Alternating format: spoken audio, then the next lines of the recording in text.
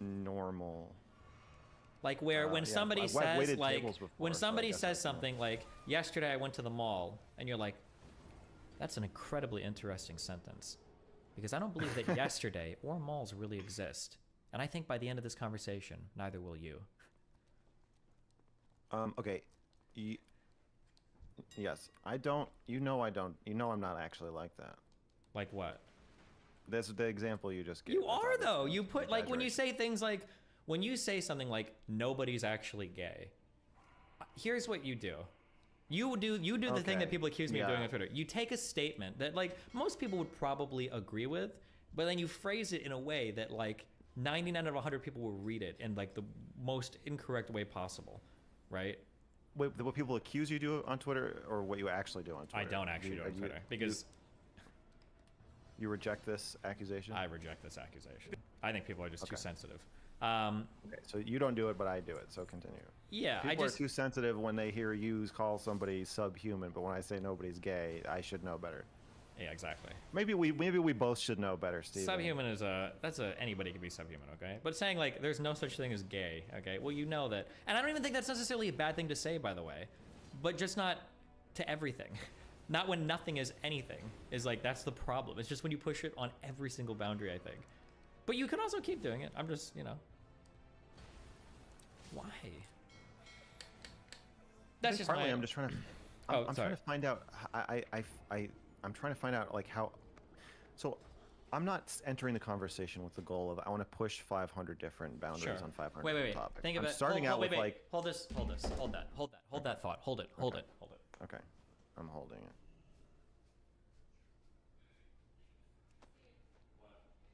He's asking you to be more focused in your engagement. I know what he's fucking asking me. He's asking me what people have been asking me my whole life. Don't you think it would be more effective? But I think we have different goals. I think that's what it's going to come down to. Well, there is such a thing as gay, otherwise there wouldn't be a word for it. Yeah, I just don't think a person can be entirely gay. I think gay is like an attribute, like an Elden Ring, like vigor. Some people have 10 points in their gay stat. Some people have 99. I just don't think it's ever 100. Okay, okay, talk. I'm eating now. What? Okay. I think if she had been less rigid, I think what I'm trying to do is figure out, is there a topic that we can actually have a conversation about that I'm going to find like interesting, or where that I can connect to you on? Or is the stream going to be interesting because we're not connecting? I feel like one of those. Like, there needs to be some amount of conflict for a conversation to be interesting. We can't just agree with each other. If that's the goal, then forget everything I just said. If you're trying to create as much uncomfortable Tim and Eric conflict as possible, then that's no, I'm not. You're succeeding in that. I think the best conversations have conflict, like an argument, like the one we're having now, where both people are thinking on the fly and exploring their ideas and are genuinely listening to what the other person's saying, and they're like both like mildly irritated or something. I think like that's fine. But she started out with like talking points. And I'm digging, all I'm getting is talking points. And then I'm like, okay, listen, I'm willing to say something really weird. Like, I'll talk about eating iguana pussy. Okay? So, like, that you don't have to do talking Yeah, points. but who are you? Who Who are you? She doesn't care who you are. She, like, for all she knows, you might say really weird shit all the fucking time. Right? Well, yeah, I guess I do. But my point is, I'm saying, like, well, I'm not doing talking points. I will stray far from. I'll start out by saying I am obsessed with Steven Crowder and he's my nemesis. Like, that's clearly not a normal thing to say, and I'm trying to just set a tone of like, I'm going to say whatever, not whatever I'm thinking, but I will stray outside of. I'm trying to make myself look good like a normal person, streamer, grandstand for my audience contest, and just show that like that's not what I want this conversation to be like. And then I'm just going through topics. I'm like, do you want to talk about what trans women actually are? And then the answer was like, no, not really. And I'm like, okay, well, I'll say what I think. And then she's like, well, yeah, I think that's a good point. And then it's like, okay, now I guess I'll just bring up the next topic. Here's like, okay, well, I'll when you are seeing a girl for the first time, when you are when you're in the back and forth process of flirting with each other and courting each other, right? Yeah. I There's have a like, great story that you're gonna hate about this. I'm sure, about how you fucked a woman who was screaming no the entire time, but you knew she wanted it, and by the end, she realized she wanted it. Basically. Yeah, okay. So, part of the game of dating somebody or going out on a first date or flirting with somebody is that you like them some amount and they like you some amount, but neither of you says it openly, right? And the game is this back and forth trying to explore how much the other person actually likes you. It might be the case that when you meet somebody for the first time, you have amazing chemistry and you're like, I'm like ready for you to move in. Like, I really like you. This has been like one of the most fun nights I've had in my life, et cetera, et cetera. That might be the case that you feel that way, but you don't say that right off the bat, right? Because that's, you're coming on so strong and you're gonna come off as like being like way too creepy. That's not gonna be good, right? The other person might even... If the person doesn't understand you. Sure, well, they're not going to because you just met each other. That's the point, right? But as you spend more time with each other, the game changes because both of you kind of show, each other how much you like each other, and you start to get more of a understanding of that person. They get more of an understanding of you, and then you both become more comfortable over time, kind of exposing some vulnerability to the other person, right? Yeah. But there has to be a comfort established for you to show that vulnerability. You wouldn't just do that with a stranger. Why would anybody do that? It would be such a bad idea, because most of the time you're going to get punished. That's why people don't like being vulnerable. You get punished for showing that much vulnerability. So I agree that there needs to be some establishment of mutual understanding and trust for certain things to happen. But why don't you do that then? But so okay, so like in China, when I was taking Chinese lessons, they were like, we were all like, how do you say I love you? And they were like, well, here's how you say it, but you don't say that in Chinese. You say I like you. We were like, why don't you say I love you? And they're like, well, a man will tell his wife he loves her maybe once or twice in their marriage. And you're like, usually, this is awesome. This is what I'm about. Yeah, and they're like, usually you just say I like you. That's what Chinese people say. I was like, I don't know how true that is, but that's what she was very Chinese, and that's what she said. And so in China, it's a totally different scale of how well you have to know somebody before you reveal your inner self to them. So I agree with you that these things happen. What I disagree with you about is where and when they should happen. You clearly want more trust and good faith from people you talk to than the average person is willing to give, and you're willing to jump through some hoops to get that from them. Mm-hmm. Not as many, but there are times where you are just like, well, if you're not going to understand me, fuck you. And like Twitter's a great example. On one-on-one, you're being accused of intentionally having people misunderstand you, but you're clearly not very concerned with people understanding you. On Twitter. But on one-on-one conversations, never. I take a lot of effort to make sure that the other person, because I'm trying to establish I'm trying to establish one thing, and I want the other person to feel safe to explore an idea around me. If it's like a girl and we're talking like a one-on-one dating environment, you want them to feel safe, like you're not going to rape them. If it's like a conversation, you want them to feel safe that they can expose an idea and not be judged. If it's a political conversation, you want them to feel like they can express doubt about their position and not get jumped on, right? That's the goal. The problem is that people are normally very defensive about their vulnerabilities, right? So I reject this norm. But the norm is there because it protects people. It's good for people. Well, I don't think it is. I think that it does not actually protect people as much as they think it does. I think it makes people look stupid and boring and uninteresting, and it makes it impossible to talk about anything. And maybe you can say this is because I don't need it or want it, and I'm fine with just like the aircraft carrier treatment. But we're both we have to look at... We're both only willing to go so far, and I'm saying that I'm okay with people being uncomfortable because I want to set a different standard of, one, people should be more comfortable than they are. They should fucking just like grow some thicker skin and get over it. And two, people should be more okay with these conversations being uncomfortable. But the problem is, until society changes, your prescription is a method for failure. That's the issue. Yes, that's fine, but I want to change society. Yeah, there's no way to change it. There's no way to change this without subverting it. Okay. You have to break the rule if you want to change it, right? Yeah, one rule at a time. It's the same as the compliments thing. We both feel the same way with the compliments thing.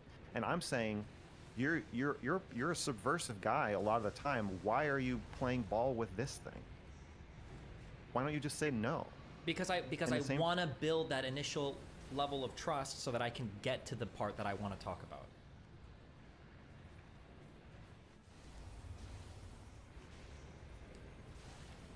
Okay, but we both agree it would be better. Yeah, but it's if not. people, It's not like, that just way. don't, It's not that like, way just though. just don't get on the stream if you're like, if your assumption is, okay, I'll just say talking points from my political group, and you say talking points from your political group. We'll do that for an hour, and then I'll have dinner, and it'll be like, oh, I'm glad I did that. That that that's horrible. Like, just don't turn on your fucking webcam if that's what you are gonna do. There's just no point to it.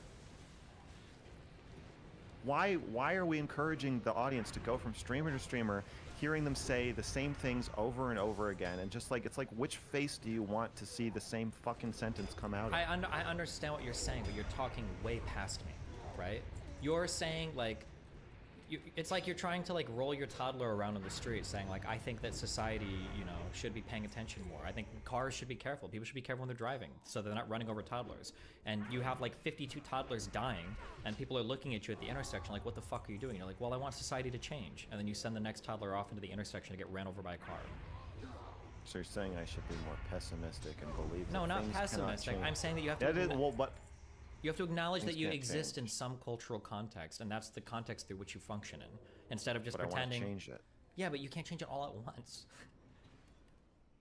Like the way, Why like I would that's why I need hope. your help. I would hope that when people come away from conversations with me, they think, oh, cool, like I can have challenging conversations with people on the left or people like this guy or whatever, and they don't have to be like absolutely fucking horrible. That's really cool. I have like that positive impression.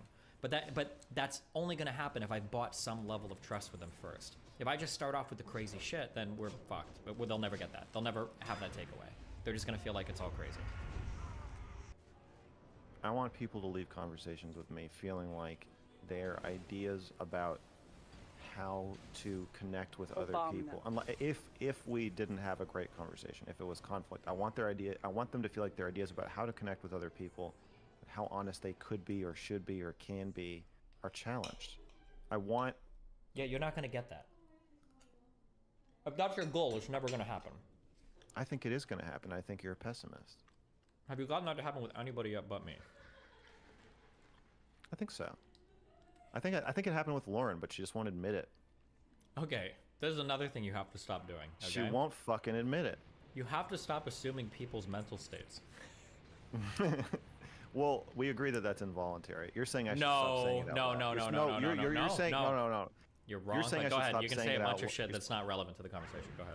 You're saying I should stop saying it out loud. Nope, that's not what I'm saying. What I'm You're saying saying is I you should stop legitimately should stop assuming people's mental states and like make it this How? rigid, unfixable thing that won't like change contrary to any evidence presented. Okay, Right? let's talk about Bookfucker. Okay.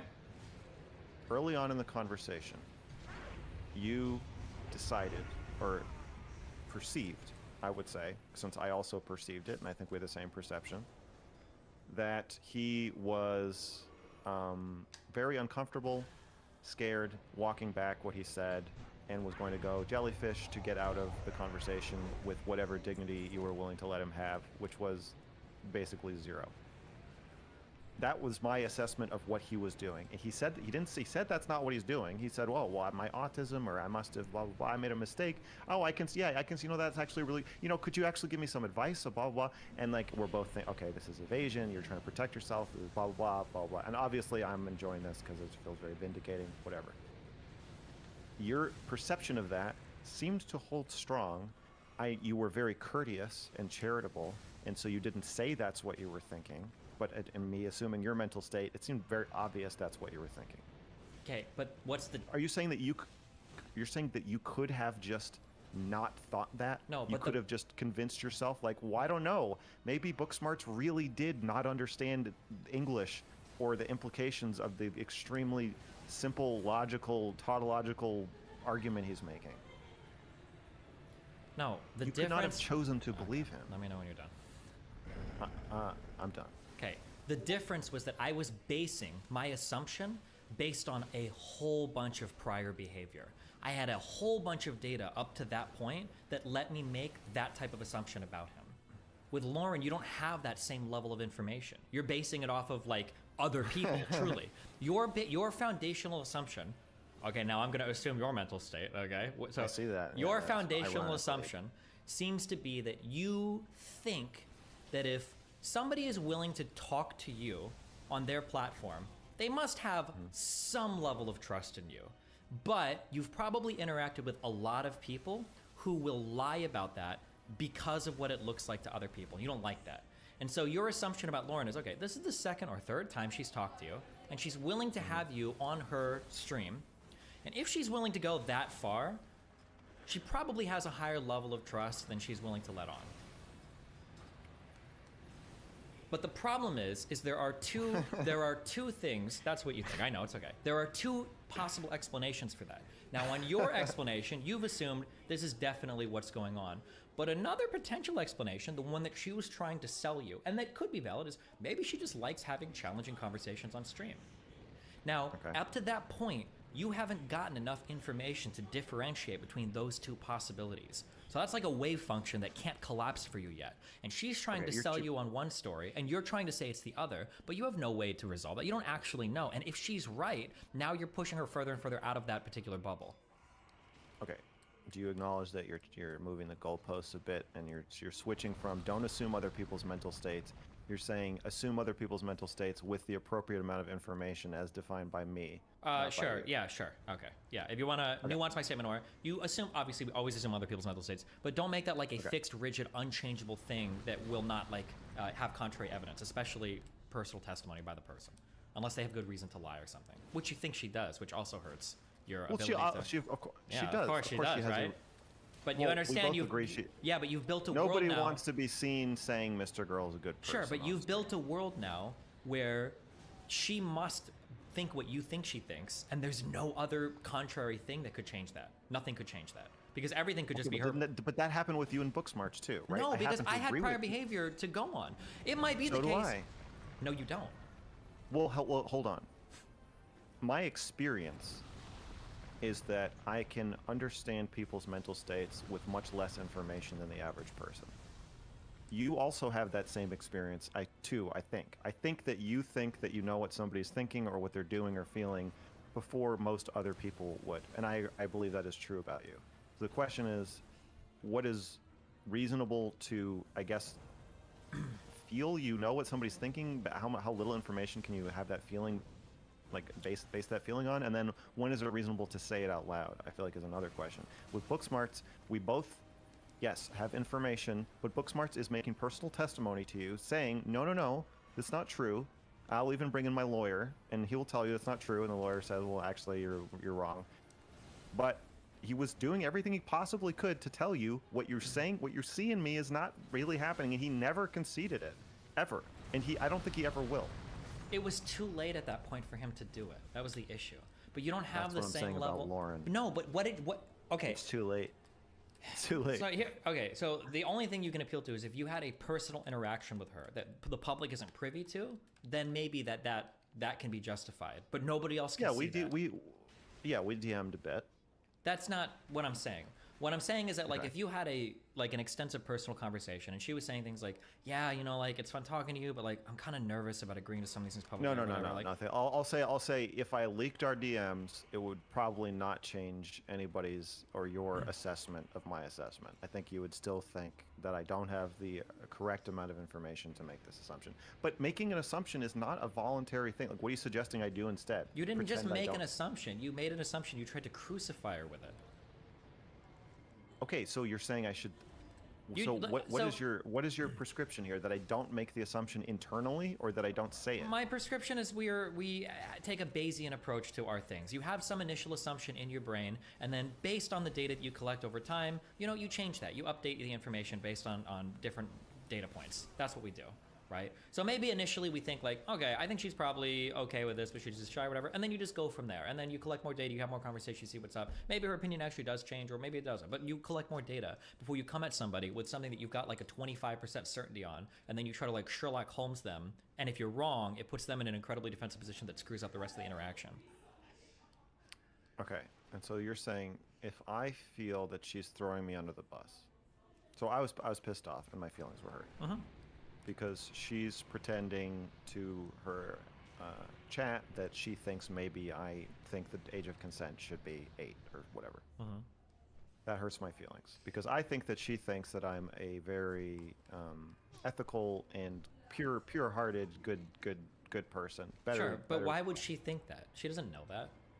I Okay, don't but even truly know that. And even I did a little bit of a risk. I joked with you in DMs and publicly about it. I'm like, hey, like, please don't rape any kids because it's going to make me look real bad. But, like, even at me, like, I couldn't truly know, right? I took a little bit of a risk, but I'm willing to take risks like that because of who I am. But most people aren't. And it is a big risk, right? Because of the type of content that you're into, And especially because of who she is. She's Sure. positioned herself as somebody. First of all, she's still fighting her own battles there. And second of all, yeah, she's trying to be the arbiter of pure. She's a pure Christian arbiter of what's good and moral and Sure, and not even, you don't have to go that deep. It could just be that, like, think about, like, what's happened so far, like, in this community. Like, she mentioned, I think she brought up Amosi. Mm-hmm. Yeah, so, like, that's a person who, like, was arguing about age of consent related shit, and he's in jail now for, I think, either fucking a minor or child porn or something, right? I saw your stream with him, yeah. Yeah. So, like, imagine, think about it from her perspective, right? Let's, like, run some potential scenarios in mind. Let's say she's like, okay, yeah, I trust her. I think that you're a decent guy. Like, yeah, right. Let's say that it came out that you fuck kids, right? Like, she's fucked. Right. Like, These are all great reasons for her to lie. no. It I could agree. be a good reason for her to not truly trust you. No, I don't think so. That doesn't make sense. You don't. Why did that? Because your sense of whether I'm a good person is not informed by what would happen if you were wrong. No, hold on. That's not what I'm saying. Your That sense doesn't of inform your internal assessment. It informs whether you share that internal assessment. This is my your problem. sense of whether a person is good or bad can be based on prior interactions with other people. That's what I'm saying.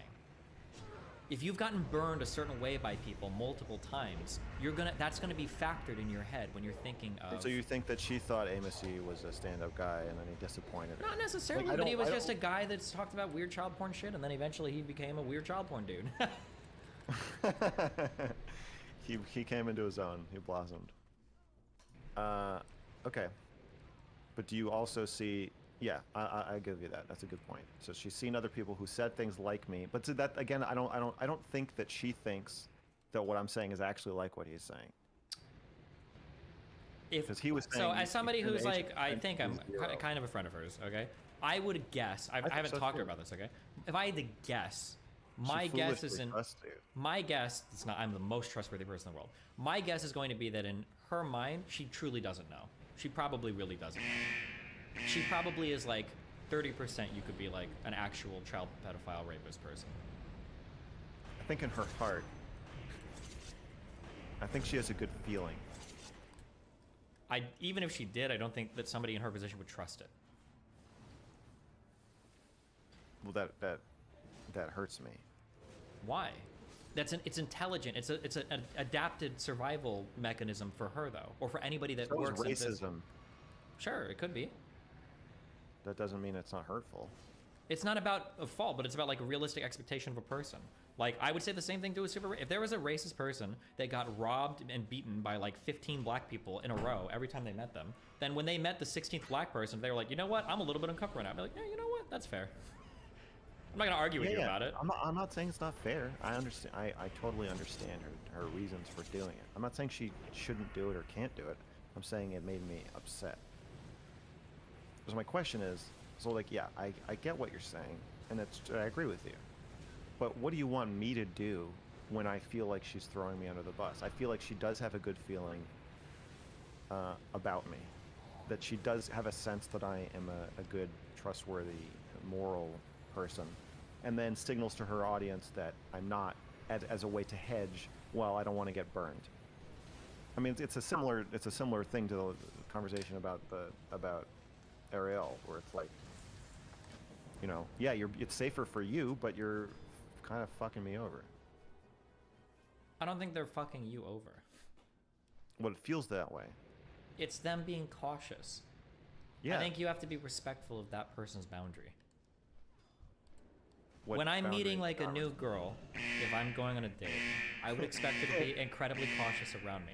But I'm not going to tell her constantly, I don't like that you're treating me like a rapist. I don't like that you're treating me like a potential rapist. I don't like would. I do. That's great that you do. would do that, but it's disrespectful. And it shows a lack of Why? understanding of how other people protect themselves.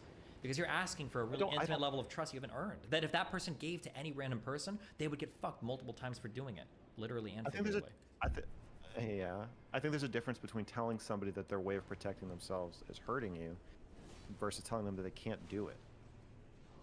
But you are. But when you're asking them not Like, to, you're asking them to suspend that level of safety for you. that they Asking should somebody trust you. to asking somebody to trust you is not the same as breaking their boundaries, though. She said no. I mean, she said no. I didn't say. Well, I but then wasn't you like, pushed on it for like 20 minutes. You had the meta conversation. I had the meta conversation, but I did accept. I mean, if she had said I don't want to talk about this anymore, I would have said okay. Well, Right? Like, okay, I but don't like I think- think we can probably also be a little bit smarter and figure out when people want to and don't want to. Like it was pretty obvious that like there wasn't going to be any progress made. Like did you think? Wait a second. You're saying that men should detect women's boundaries for them and that they shouldn't have to say no themselves? To some extent, yeah. So what? Okay, well then maybe we disagree about to what extent, because I think that it is your job, if especially in a conversation, to establish your own level of consent. And if you don't like what we're talking about and you don't want me to push on something, then you have to say no. Like again, No, like I'm not going to tiptoe around. It's a two-person activity. It's one person's job to establish boundaries, and it's the other person's job to search for boundaries, right? I don't think she was even trying to change the subject. I mean, my sense was that she was not even that she didn't want to talk about it. I think she was just like, it's really weird that you're saying this, but we can have a weird conversation. Yeah, because she's obviously okay with having weird conversations, but I think that when you, I think we're looping now. Okay, do you think I violated Lauren Southern's consent in that I don't care. conversation? That's not what I'm interested in. It's more just do you- like, how do you get somebody to trust you? And I don't think pushing over and over and over and over and over and over and over again on every single topic is the way to do it. That's the Yeah, interesting. I already said this with the cat thing. I'm not trying to get her to trust me. I'm trying to say how I feel about her fucking lying about how much she trusts me. I'm not saying that to try to get her to trust me. I'm saying it to be intimate and honest about my emotional experience. I don't want to sit here with a fucking shit-eating grin on my face, pretending I think it's funny that she's pretending that she's afraid to let her kids in the room when I'm on a stream with her, or pretending that she thinks that I might want the age of consent to be 8. I don't think it's funny. I mean, it's funny. It is funny, but also fucking pisses me off. And I want to tell her, like, your self-protectiveness is making me angry. And that if you want this relationship to continue, I eventually, sometime very soon, I'm going to need you to be more fucking honest about your assessment of me, because I can tell that it's pretty positive and you're hedging with your chat, and I don't like it.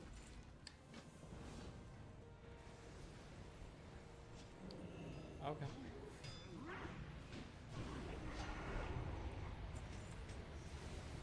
So what do you want me to do when I feel that? That's what I'm trying to, you're saying I just shouldn't say that, or you're saying I should rework how I think about Oh, no way. human interaction until I don't feel it? I just think you have to do a better job at detecting where people's boundaries are, and then. But I mean, I think I'll push them. we're looping. You can't push every Are boundary you at winning, once. son? No, we just can't push every single boundary at once. That's all I'm saying. I think you're playing ball with these normie fucks too much, and that you need to step on the gas, buddy. Bro, nobody has stepped on the gas as much as me. Okay, look at my fucking except maybe you, I guess, but like I don't think most Let's people turn on the afterburner, baby. Yeah. Let's go. Let's take it further. trying to maintain the little grasp of normality that I have left. Okay. On cozy. I don't think. No, there's part of you that wants to just. Yeah, of course, and I'm trying to figure out where that boundary is, and I'm pushing it more, and I'm being less like I'm being a little bit more direct with some things, but like it comes at a big cost. That's the problem, right? Like I'm hitting my financial goals to where like I can probably retire and be okay, but like that means that like you have to understand, what do I mean when I say that? Like I think that engaging in the behavior that I do it has a decent chance of like costing me my career. Like I think it could be over. Not even because I'm a horrible person, but just because there's like a social game that you have to play with everybody, some collective delusion, and by breaking even small parts of that, that you like could risk everything. And I wouldn't expect most people to be able to do that.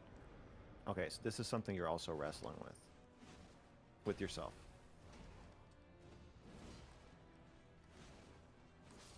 Are you asking me or telling me? I'm asking you. Yeah, I'm always trying to find out like what is the boundary? How much am I willing to risk? Yeah. I think I am too. In a way, I have more to lose and also less to lose. I don't have I have a potential career to throw away, but I don't have enough money to retire. I can't imagine what kind of content I would make if I had enough money to retire. Or maybe I would be safer because it's like that once your income level is as high as yours, you're not just risking a couple $1,000s a month.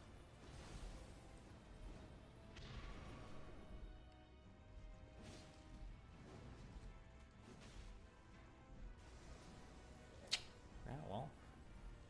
But I'm not gonna get deplatformed for telling Lauren Southern I'm angry at her for not trusting me or not admitting that she trusts me. I feel like that's different. Like you could interpersonally play ball less with people while politically still being safe with you know, the lefties. Hold on. Okay. Jesus, I think this is the one. Okay, do you understand? Yeah. Okay, it might be. I'm feeling this one. All right. Maybe though.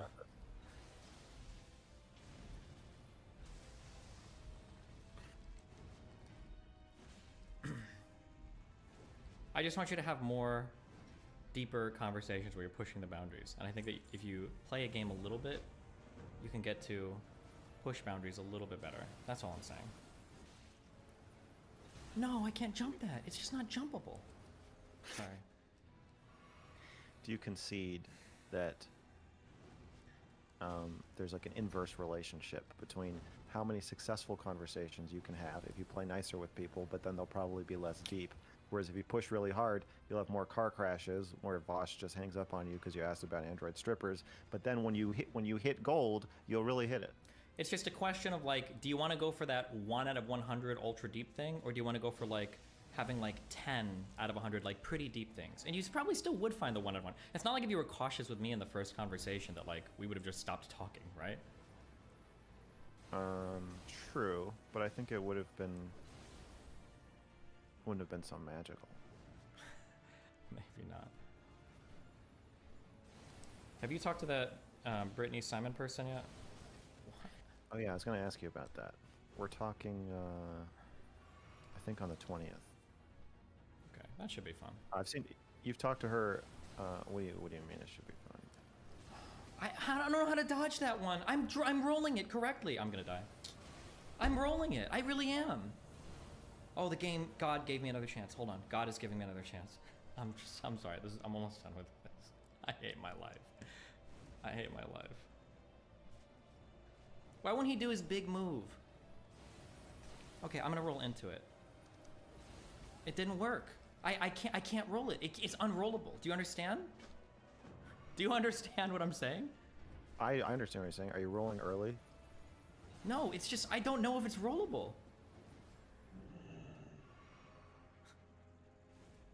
Doesn't chat, no. Okay, I'll try rolling a little later. Here we go. Nope, I'm dead. It's not rollable. I don't think it's rollable. Okay, sorry. Where were we? How do I get him to do his big charge up attack? If I could get him to do that twice, I'd win the fight. You can't jump it either.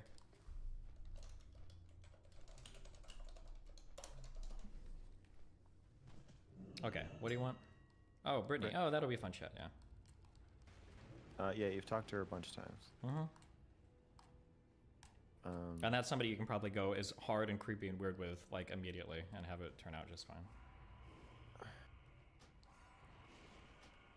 Well, I appreciate your blessing there. No problem. You don't need my blessing or anything. I still want it. Okay, well, you have my blessing, okay? Well, thank you.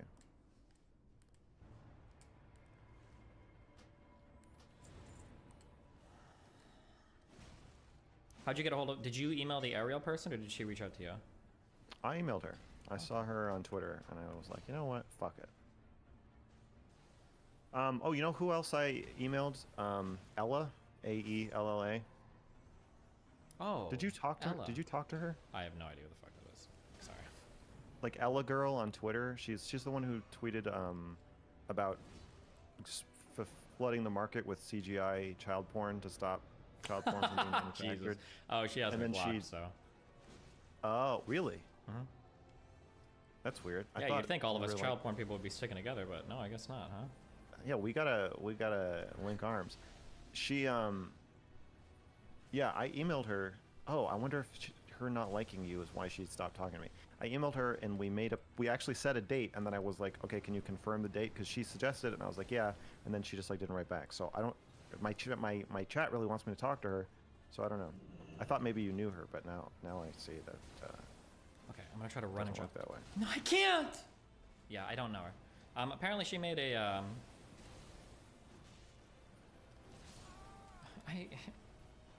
Apparently she made a sexual assault quiz or something that I took a while ago. Yes. Yeah, that's what it was. Yeah, which I thought was interesting. Yeah, she has a lot of Welcome back, polls guys, on to Twitter where it's that are called- pretty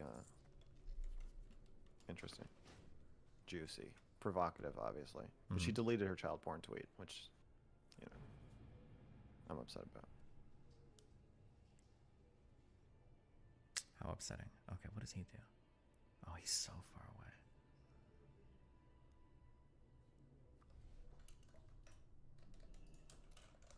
Interview Will Smith. That's a good idea. Oh yeah, dude, if you could talk to Will Smith, that would be awesome. Yeah, that's a good suggestion, chat. She also posted on your sub a couple times. Oh, interesting. Yeah, she did. Oh wow, so you That's know right. so much about her, huh? Yeah. I've been trying to talk to her for like a year. I think I emailed her and DM'd her like 5 times over the last year. Mm-hmm. She finally responded, but I feel like it's falling apart. Oh, what was your dating story that I thought Destiny would hate? I'd met this girl probably 3 times. She was a friend of a friend. Okay. We went on a date to the Boston Aquarium, and after talking for like an hour, I was like, "Do you trust me?" And she was like, "Yes." And I said, "Do you trust me more than anyone?" And she was like, "Yes." And I was like, "Okay. Just checking."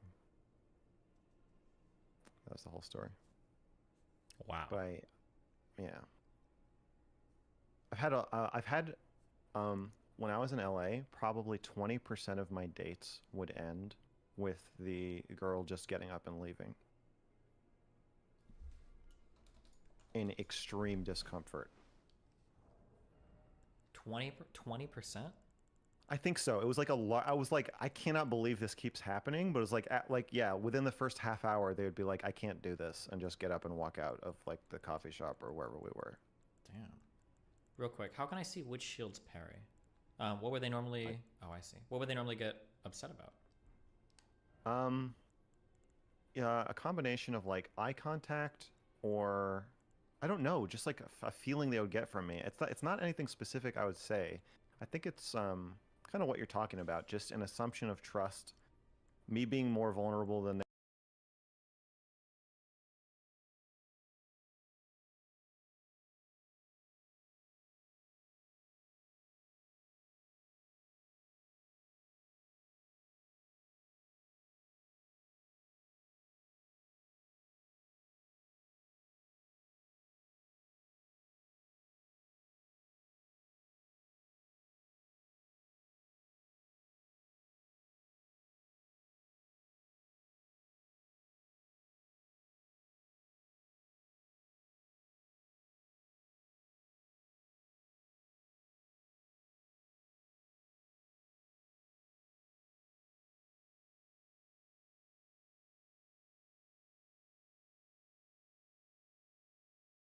they're comfortable with, and me like asking them stuff about stuff they haven't like told me yet, I guess. Wow.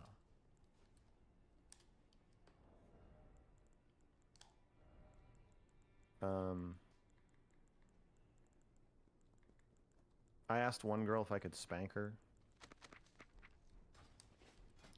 after she had just told me she likes spanking. Gotcha. Interesting. She was like asking me about kink. She was like talking about all this kink stuff, and I was like, "Can I spank you?" And then she said that that just made me really uncomfortable, and I have to leave. Jeez. Wait, real quick. What's the smaller parry shield, guy? Do I have one? Go buy one at the Volcano Manor. Okay. Was this after you guys were like already in like bed together, or what? No. We were. I didn't mean right then, but we were at like an outdoor mall. Didn't say Simon Says. How long have you and Shay been dating again? 3 years, 2.5 years. Damn. Our first date was me training her at the gym. I asked her if she wanted a free training session. We met on Facebook. Wow. I added 500 women on Facebook. Yeah. Yeah. I was like, people are too guarded on dating sites, so I just started using Facebook, and That's not creepy at all. it worked. Cause they kept accepting my responses. So then when she got my request, it was like, you have like 290 friends in common. Interesting. So she assumed that we already knew each other. Where is Stormville on the map, guys? Jesus fucking Christ. Do you guys don't have like an open relationship or whatever, do you? No. No. She was dating a few people when we met. She was poly, and then she shut it all down. Jesus. You just took it over, huh? Yeah. I took it over. You think your relationship will always be open? Yeah, or we'll break up. Who do you both need it to be open, or you do? I do.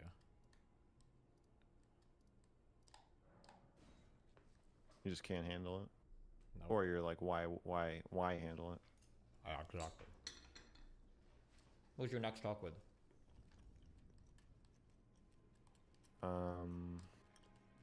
Glink and Augie tomorrow, and then Mhm. James Cantor on Thursday, who is like the pedophile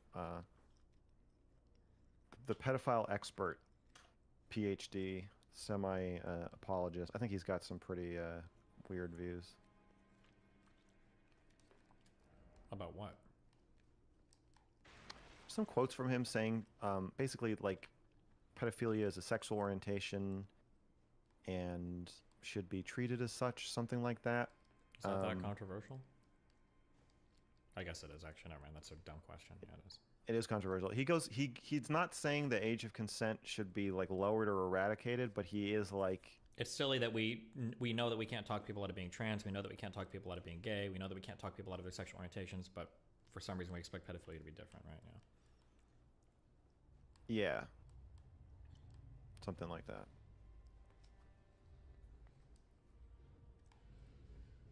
I don't know what he thinks we should do about that, but I think he's like the leading expert.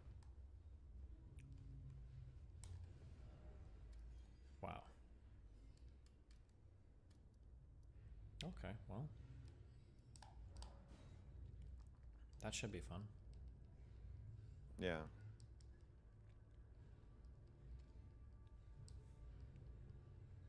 Well. And then yeah, I gotta make my real doll review. I think that's the next big project. How's that been going?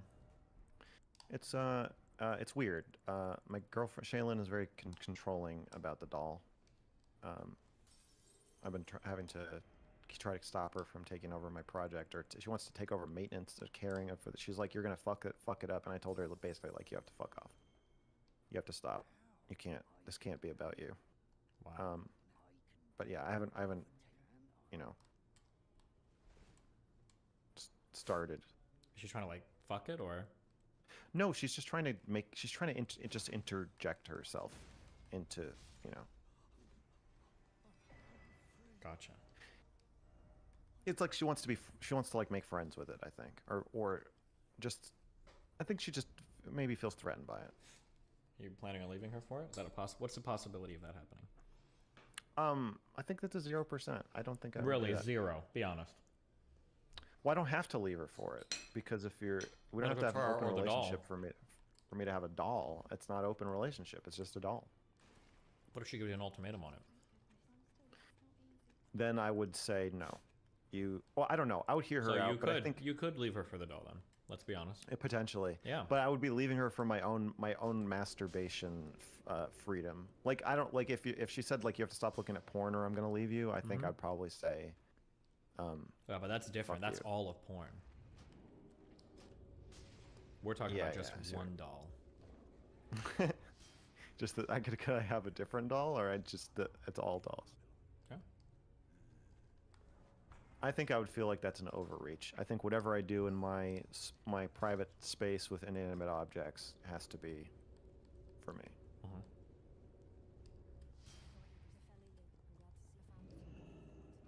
So yeah, that's the newest member of the family. Gotcha. Well. Okay. Always a pleasure. Always a pleasure to talk to you, Steven. Yeah, it's been fun.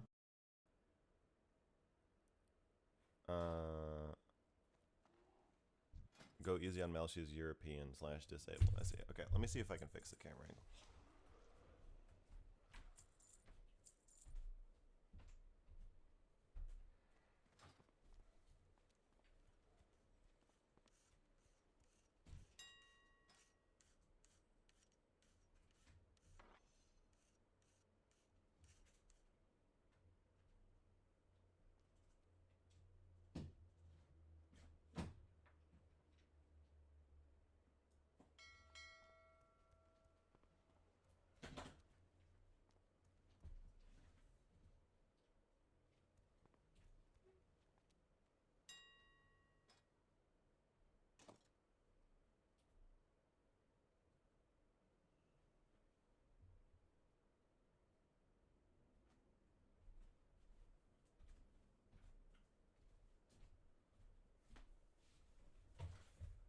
Like I've been streaming for 2 weeks, and there's like a already iconic, classic camera angle. I am going to be changing my setup around. Okay, I got some new lights. I got some new stuff. I'm probably going to move things around, so just be prepared.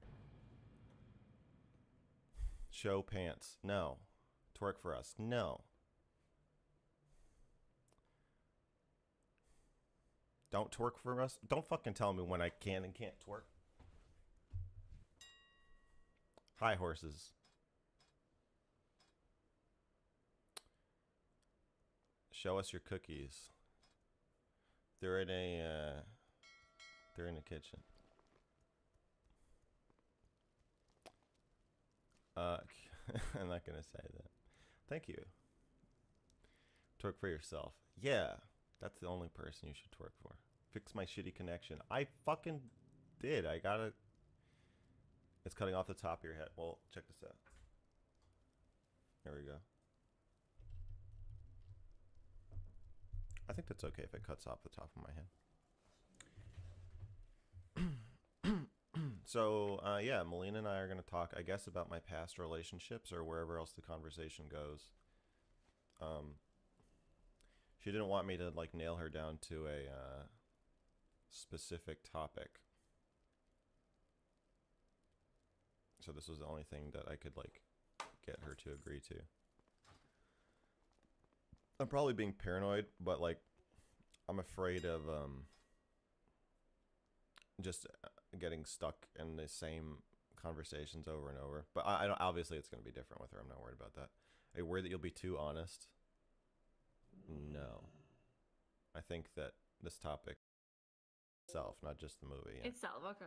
Even though we Yeah. don't really know if that sort of alien exists, you like that specific one. I assume it doesn't, but yeah, I like it. Okay, that's cool. I can do that. That's cool. But what do you think? What do you think suits me? It depends on what you go for. I like plants.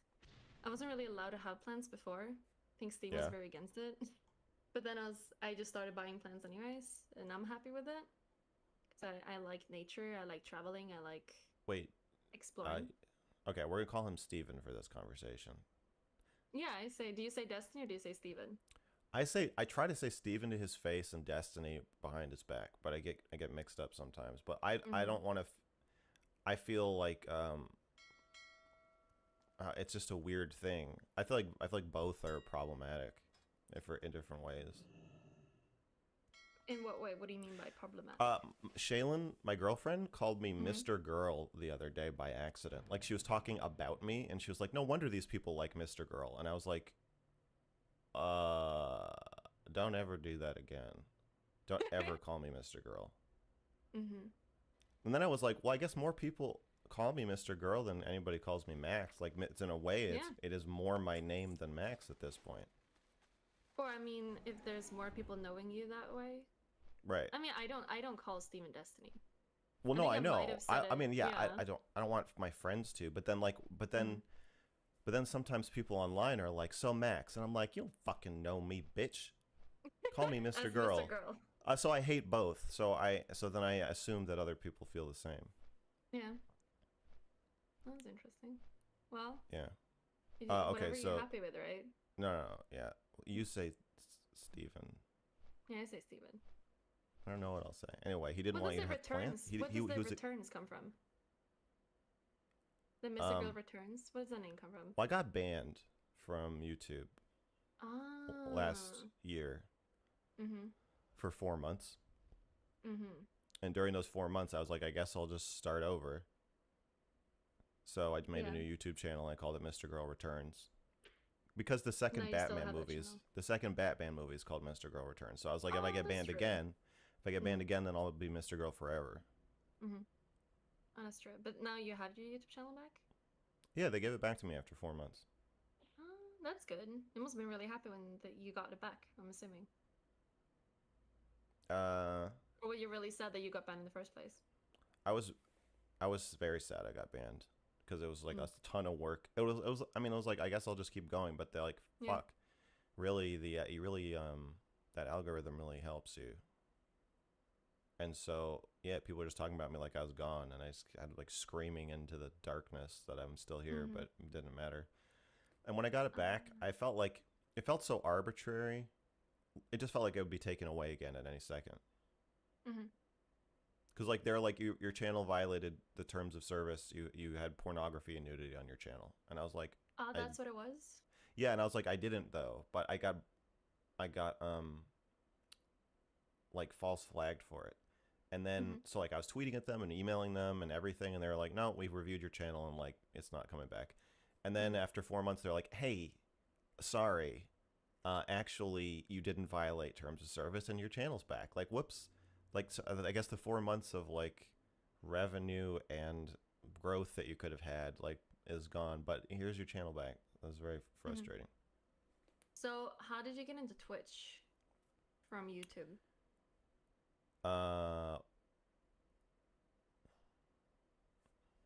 Okay. I need to make it so my chat can tell me if my stream goes down, but so that they aren't distracting me. No worries. Do you read your chat I'm at the not- same time that Not you're right talking now, to people? no. But it's because No, I'm no, focused on you, so I don't But read it. well, I know in general, do you read your chat when you're talking to Oh, people? that's like, I would say like 50% of my content is like just reading chat, or maybe like 80%. But I mean, like in a conversation, do you read it? Yeah, and like all day, like 4 hours today, I did 4 hours of conversation with chat. No, but if you're talking to somebody else. I think it depends. If it's like a panel, I usually read it, because sometimes there's some fucker that I could just meme jack and just take it, just say something that I thought was funny that someone said in chat, I guess. But otherwise, I don't. see. Like, if I have a conversation with someone, I like to not look at chat, so I have it fully down. Yeah. Okay. Because I thought this would probably, I think a conversation with you would be interesting. So I thought I'm not gonna look at chat, because I think I might have ADHD or something. I get very distracted from things, and I can like lose my thought very quick. I do too. Yeah. Thanks for rating me. Yeah, no worries. I thought it was funny that I think I told my chat before that you didn't understand what I meant in text yesterday when I said, "Do you want to be live on your channel, or should I be live, or should we be live at the same time? Do you want?" I just assumed you were fucking me over somehow. What makes you think that instantly? We're on Twitch. Because everyone does that. Yeah, I just assume at this point, I assume everybody's lying and trying to trick me. Also, because I moved from LA, it was 2 years ago, but I'm still scarred deeply from the experience of living there. So Oh, so you do you live in LA still or no? Do you live No. outside of LA? I live in Oregon. Ah, oh, that sounds beautiful. Yeah. Mm-hmm. It's So nice. how come you came to LA? I wanted to be a screenwriter. Mm-hmm. So you had Uh, like these like hopes and dreams, and then you came there, and LA then it LA didn't end chewed up that way. LA chewed them up and spat them out. Well, also, once when I moved to LA, I moved to LA in 2012, Mm. and the country did not seem as divided, and there's not as much political animosity. So I kind of felt like I think of myself as like a superhero. Mm. And I'm like, my superpower is like making political commentary. And so I did that in college, and then I felt like I didn't have that much to say, and it didn't feel like there was that much to talk about. Now, in hindsight, I realized I was sorely mistaken. I never really met any conservatives, or the few I had were just like girls I was like dating or sleeping with. But Mm. we didn't really talk about politics, so I didn't understand American politics really at all. I just had like the liberal version of it, which is like if Obama's in office, things are basically fine, and there's nothing much to worry about. This was very misguided, and the country was deeply in need of my services. I just didn't know. So then after Trump got elected, I was like, oh, I felt like I can't just keep pursuing my screenwriting dreams. I felt a call to action. I felt like I had to do something, and I just wanted to participate in politics all of a sudden. Mm. So I started my So YouTube channel, yeah. and then I just switched my focus from screenwriting to YouTube, where I was like, I have to get back to like my roots, and like I wanted to write screenplays with like political meanings and messages, but the I mean it's like takes forever to make a movie, and so I wasn't even making movies. I was just trying to get people to convince people to make movies. So I just felt like I have to do something, and I just wanted to like get off my ass, and that's when I started the channel. It's 2017. Do you feel more happy what we choose to do than what you originally thought you were doing? You mean am I happier with YouTube than screenwriting? Yeah, or like that you got more into politics instead of just screenwriting, like movie stuff. Well, I was into politics before, so I guess you're asking to compare the two. Happiness? I don't. I mean, I'd probably be happier if I didn't feel like the world was like um, turning against itself, or Mhm. especially America.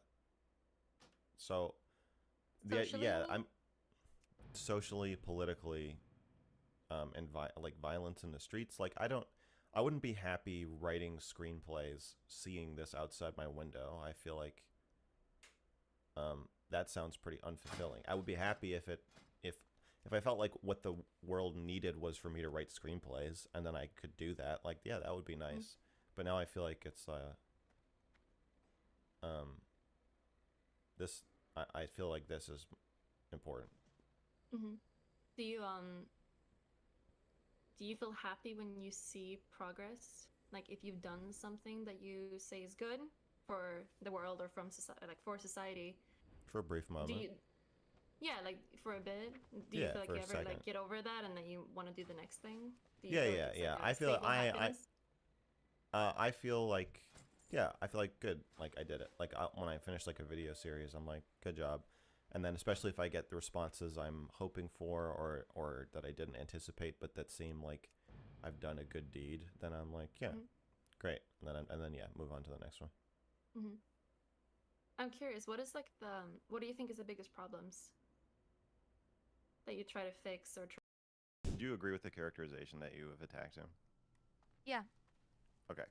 Do you Yeah. think that he becomes more emotionally available if you attack him? There's Can I part of you. can I interject for like 2 seconds? The problem is less her relationship with me or friendship with me or anything. Message, kind of. Okay. I think part of the problem is that if you are assigning culpability to Steven and saying that this is his fault or the fault of his community or that he enabled this, then he's going to get really defensive. So if you stick to just talking about like your feelings and your experience, I think he can't really argue with that. Then he's going to have to acknowledge what you say. Or if you want to argue with him about his culpability, I feel like then you need to make more room for him to argue his side or defend himself. But if you try to do both at the same time, his defensiveness about whether your experience was his fault is going to make it so it's impossible for him to listen to you. Yeah. So do you want to pick like a track for like do you want him to just understand how hurt you are, or do you want him to understand what an asshole he is? No, because I don't want him to feel that way about himself. It's just that I sort of also feel frustration because to some extent, I guess I feel like, I don't know, sometimes I just kind of feel like he sort of blames me for everything and like doesn't take any responsibility. But so Yeah, I'll just it's pick the feelings. I'll just pick the yeah. feelings. Because if you just pick the feelings, then there's nothing to argue with. If you just say how you feel, if you don't say that whose fault it is that you feel that way and just your experience, there's really nothing anybody can say to discredit that. Yeah. All right, so how are you feeling? Just depressed and hopeless. I'm like, why do I even bother studying psychology anyway? Because I'm apparently just stupid and don't understand it at all. And I don't know, people think that all these things about me aren't true, and it just kind of makes me feel like I should just give up and everything. 'Cause why bother? What do you mean? It doesn't by matter give up? even if I have my PhD one day. It doesn't fucking matter because people will still be calling me that crazy stalker girl. So why the fuck bother? What's the point? You're worried that your reputation or the narrative that's been created about you will undermine any expertise you have or will have. Yeah. When you say you want to give up, what do you mean?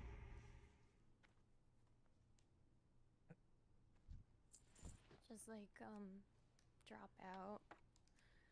Just drop out of school and not bother. And maybe just drop off the face of the internet and whatever. I don't know. Okay, so there's the undermining of your credibility to other people. It sounds like you're also saying that your credibility is being undermined to yourself. Yeah. Well, yeah. I mean, all the hate comments, like, they've done like a number on my self-esteem, of course.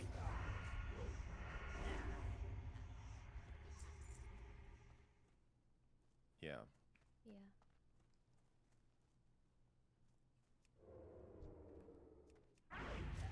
It's pretty horrible. Streaming's pretty horrible. Yeah, it is. I think Steven has the thing that's another issue is that Steven also receives a lot of hate comments. Yeah. And he's a bit hardened to it. And so if you make an appeal to his vulnerability or for him to empathize with your vulnerability about how much hate comments hurt you, you're going to hit a brick wall. Because, like he always says, if I let the hate comments get to me, I would have killed myself a long time ago. So, like, you're asking him to drop a defense that is, like, pretty necessary for him to function. Yeah. I mean, I think it's a good thing. Like, I mean, he does handle the hate quite well. I mean, he is understanding though, honestly. He can be very understanding about it. It's just like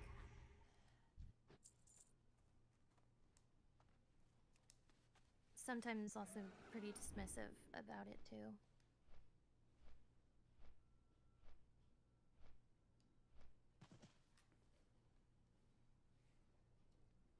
Do you think that's true, Steven? There's like two parts of it, and I'm Okay. dismissive of the second part. So I acknowledge everything that happened initially, obviously very traumatic. Any new person to the internet, going into streaming and dealing with everything publicly, very traumatic. So I can acknowledge that. But the second part that I kind of reject is that I feel like a lot of the trauma is her triggering herself over and over and over and over and over and over and over again for like a year. And that's the issue where it's like this, we have to stop talking about this thing and move on. Like I can understand initially there were some traumatic feelings or things were really bad in the beginning, sure. But at this point, like it feels like all of this is just self-inflicted over and over and over again. And I don't know how to stop that. Oh, what if she just owns that it's self-inflicted and says, yes, I'm playing a part in this, but it's still, this is still how it's affecting me. Well, the thing is that the only person that can stop it at this point is her. So I don't know what I can do. Anna, are you asking him to do something? Not really, no. Cause like there's nothing that he can really do. You just want him to empathize with you. While she continues to attack me.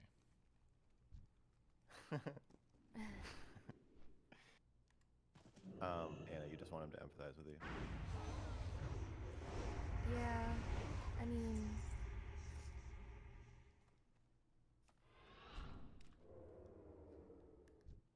Do you think Steven becomes more emotionally available to you when you attack him? Do you agree with the characterization that you attacked him? yeah. Okay. Do you Yeah. think that he becomes more emotionally available if you attack him? No. Less? Yeah, he distances more.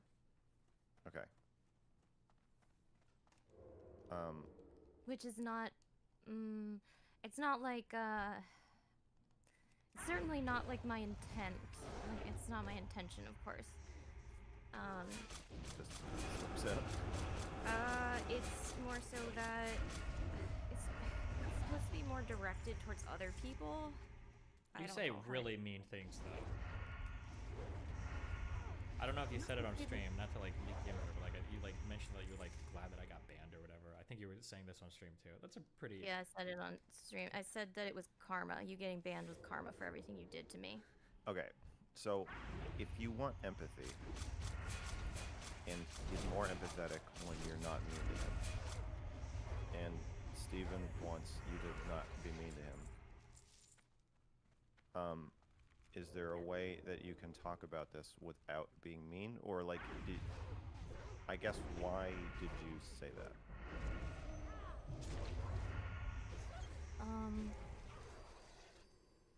I was feeling extremely fucking angry and feeling like he doesn't care.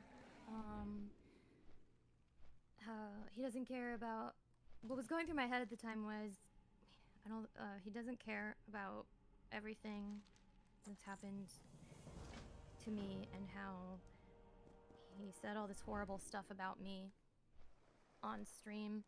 Like, I'll start ruminating about all the horrible stuff he said about me on stream. And then I start thinking, like, you know what? Fuck you, this is karma. And then yeah. And then you say it. Yeah. Do you think it's,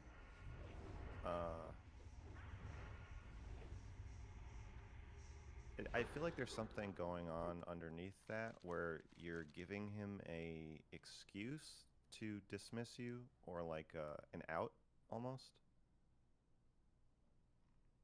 What do you mean?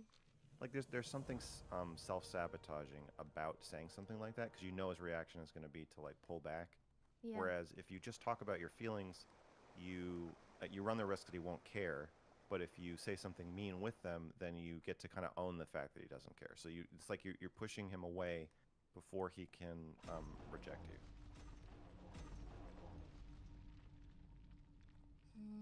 Like, do you really feel like you need to say something mean in order to express anger?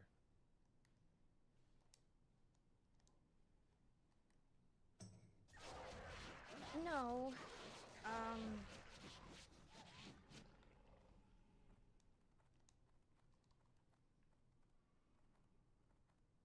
So I think I'm asking you to reflect on. I know the conscious superficial thing that being mean accomplishes. It's satisfying or feels good and feels like you got to hit him. But I And think it that doesn't feel good.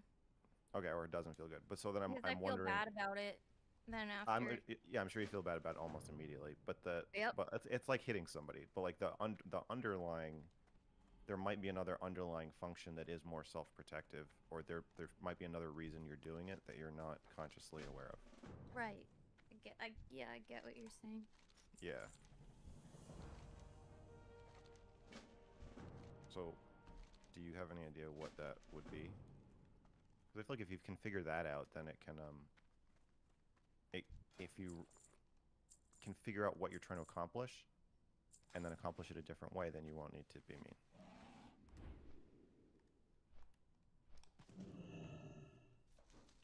Well, when I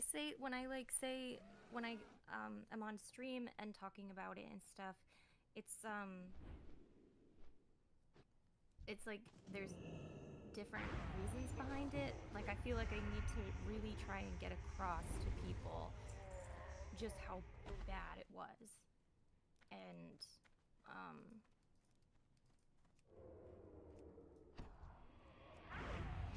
because there's still like so many people who like will say shit. It's like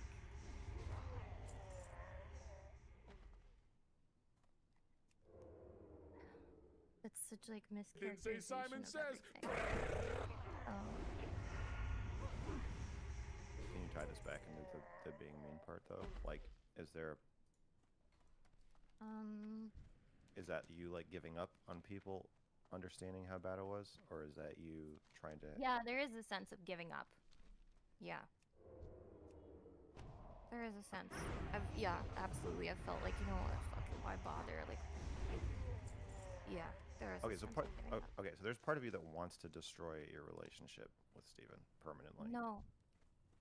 No. You don't think there's Can I part of you? can I interject for like 2 seconds? The problem is less her relationship with me or friendship with me or anything, and the problem is that I think the big issue is that she feels like other people have interpretations of events that have happened that are just impossible for them to have unless they don't have all the information. So when she sees Yeah. people saying certain things, it feels like people just must not know. They must not understand things that have happened to her. So she feels like she has to go live to quote unquote correct the record. And so long as people disagree with her interpretation of events, she feels like she has to constantly continually correct them. Yeah. That's fair, but I feel like the best way for you to correct the record would be to not be mean, or to talk about it in a way that like is not going to come across as unhinged to other people. Yeah, but emotionally, I think the difficulty is that her set of facts is so self-evidently correct that the only way somebody could disagree is if they're either bad faith or being sociopathic. That's fine too. I mean, you can still think people are being bad faith or sociopathic without it's calling them that. Yeah, you don't have to. It's saying it again undermines your ability to be empathized with because I mean, you see what I'm saying. Yeah. Logically, I know Logically. this. Yeah. Right. So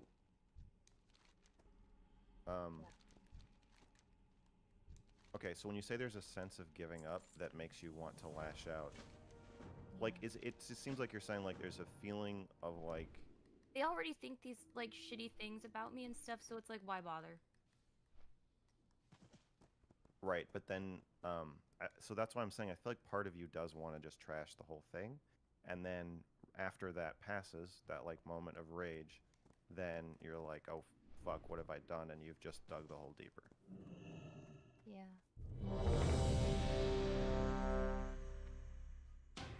Yeah, kind of.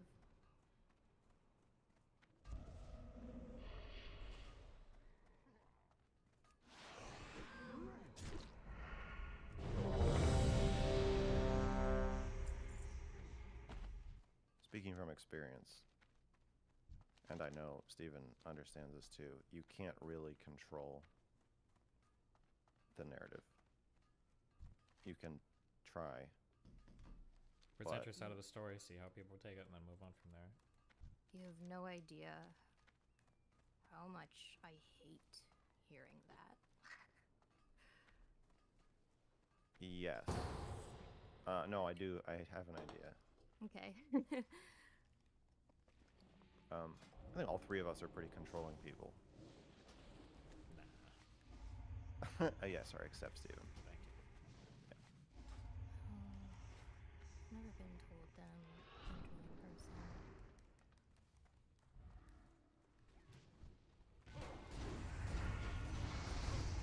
You're less directly control, but you have other tools that you use to try to get control.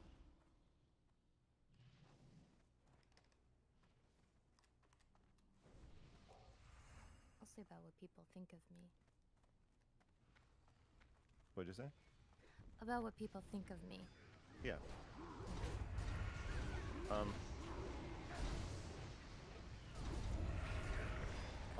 I think Steven has a lot of control over what people think, also. I think he does too. That's how I felt the whole time, that actually he has more control. I believe fully that he has more control over what people think of me. And that's another source of you my do. frustration. Well, but He even has more when- control over what people think of me than I do, also. But even when I make like really good efforts to like try to be as nice as possible, where most of my community's kind of moving on to some things that people would trigger me and always back to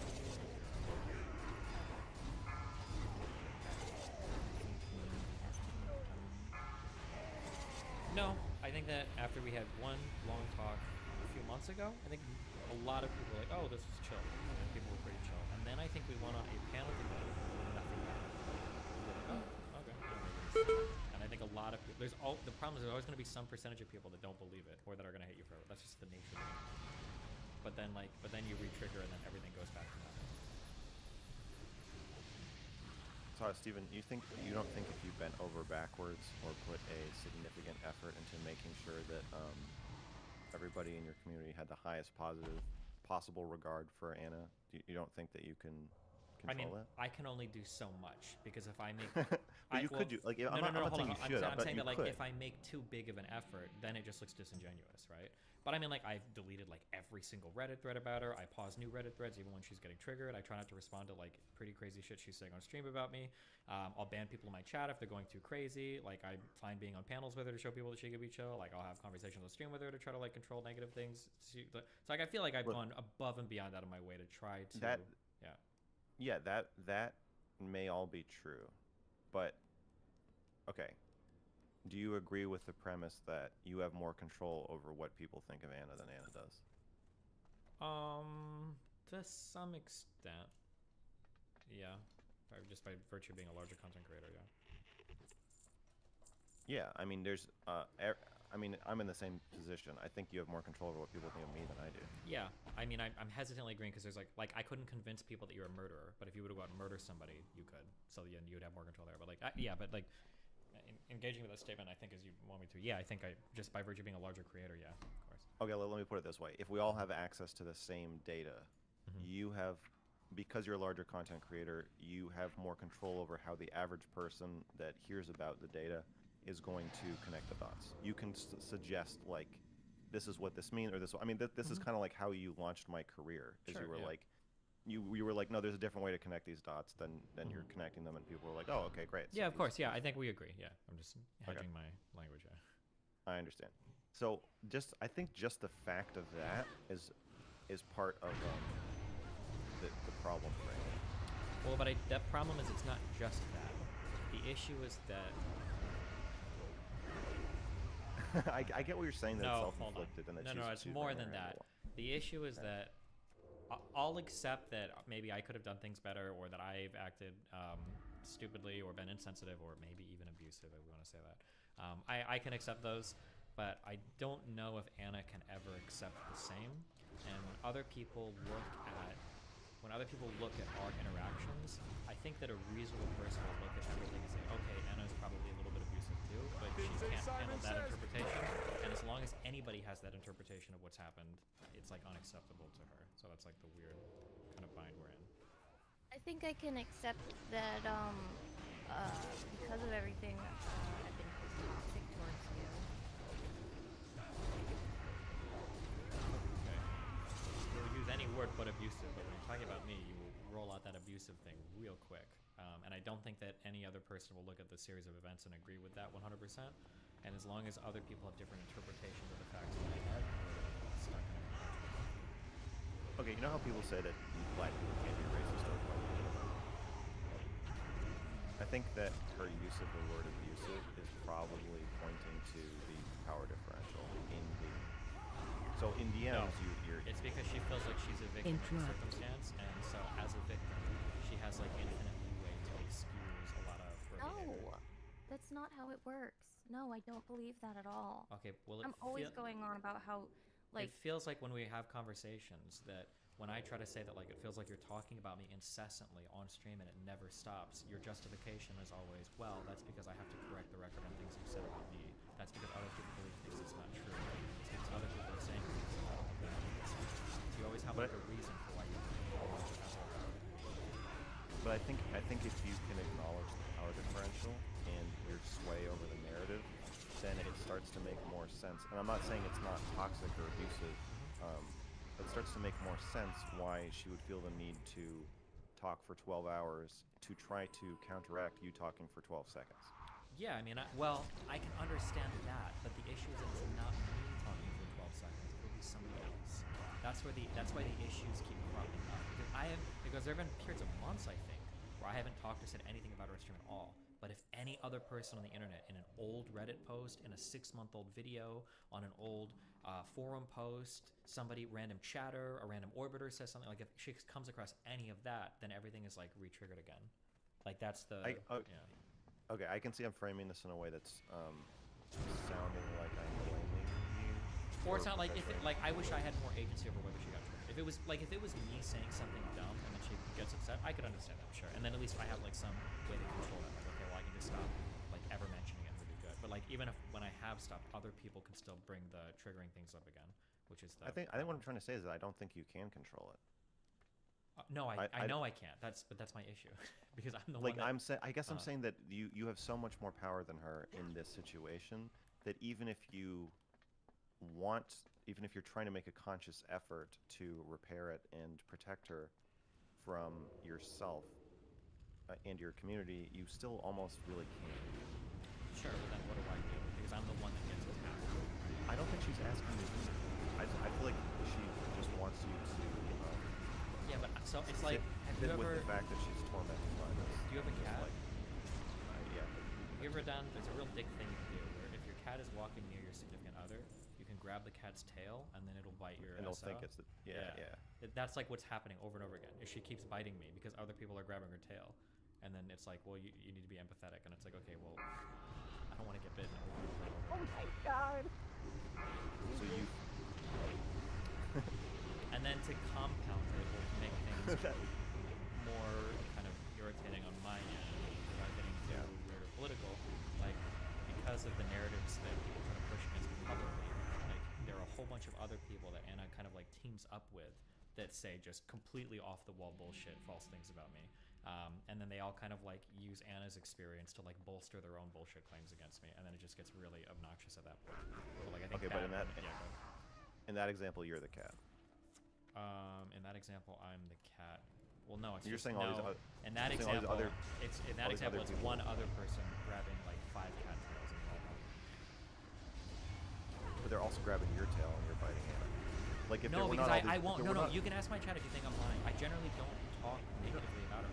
Like even on the last I'm panel. not saying, like, no, I'm not okay, saying yeah. you're talking about it. I'm saying part of the reason you're angry at her is that there's other people spreading narratives about you that you can't control about how you're like a predator. Oh yeah, sure, I'm sexual angry, abuser. but I don't act on it. I don't say anything. Like even on this last panel yesterday, like Fnatic messaged me, was like, no, I'm sure NLB fine.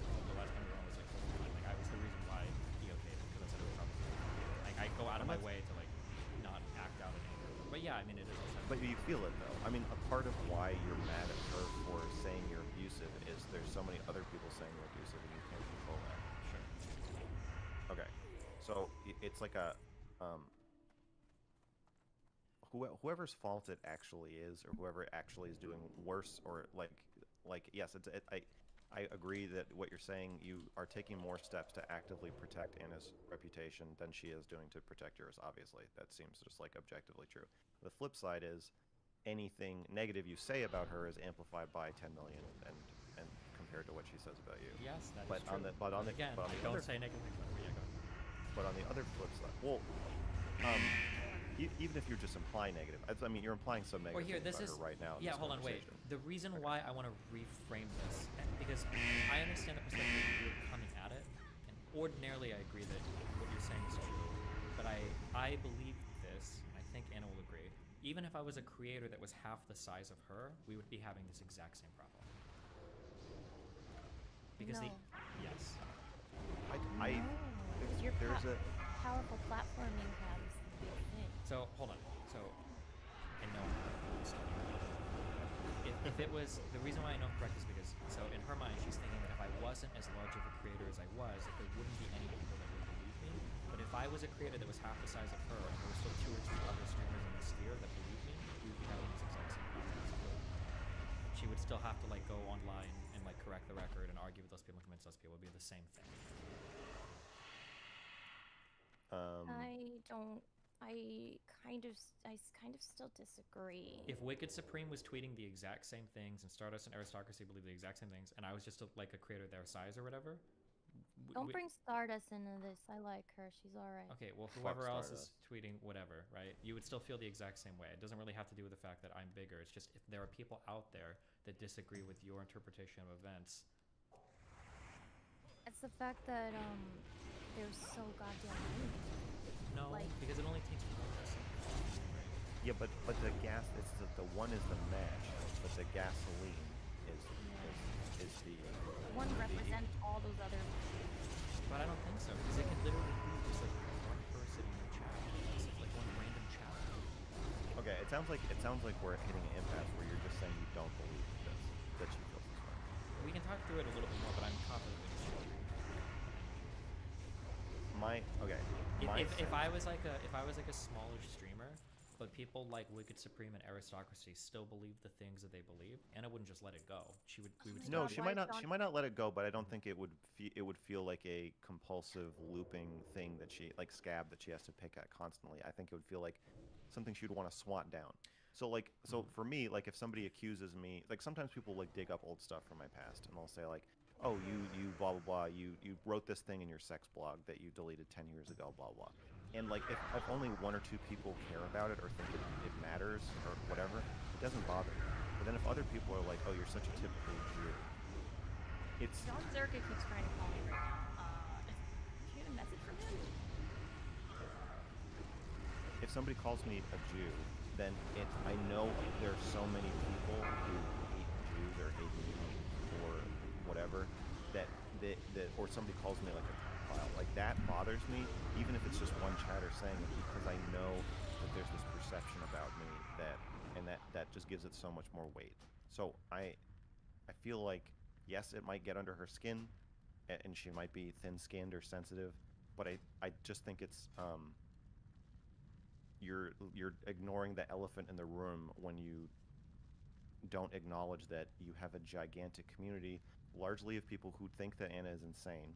Yeah, I guess And- it just the thing that makes it difficult is that like even when nobody is talking about her, there'll be because I think that over the past like several months there was like a few month lapse where like nobody was really talking about her or anything, but like one chatter in her chat was able to like bring everything up again, or just Wicked Supreme was able to bring everything up again.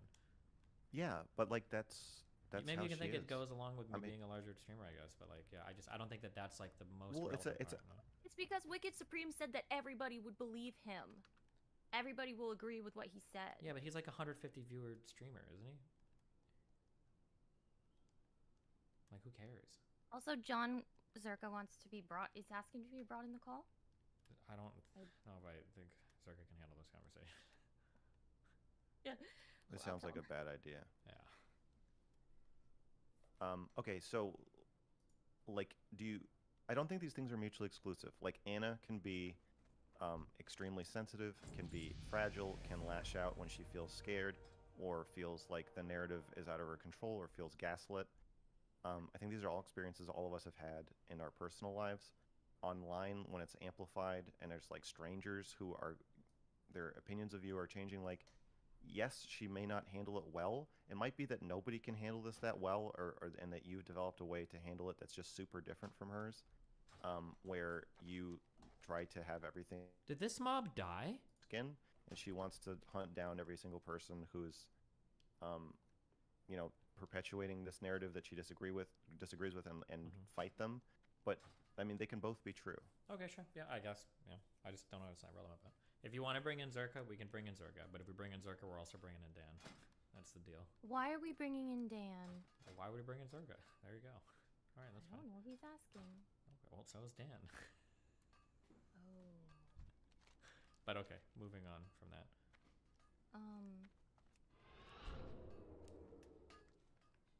Okay, so, Mhm. and I asked you what you want Destiny to do, and you said nothing. Oh. Is that true? I think another thing it's important to be clear about is if you're asking someone for empathy, or you're talking about your feelings, I think with someone like Steven, especially, who is not prone, Steven's not prone to talking about his feelings for its own sake.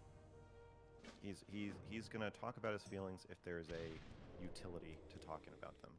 But if it's just to share them with another person, I think especially publicly, he's less inclined to do that than you are. So I think when you talk about real quick, just because I understand you don't see a lot of what goes on behind the scenes, I actually don't mind doing that. I can do that because I think there have been times, and Anna, you can say if I'm lying or not, but there have been times where something is bothering her, and she'll just message me instead of talking about a stream, and I can we can chat about it, and I'll be like, oh yeah, this was shitty, or I shouldn't have said this, or this is whatever.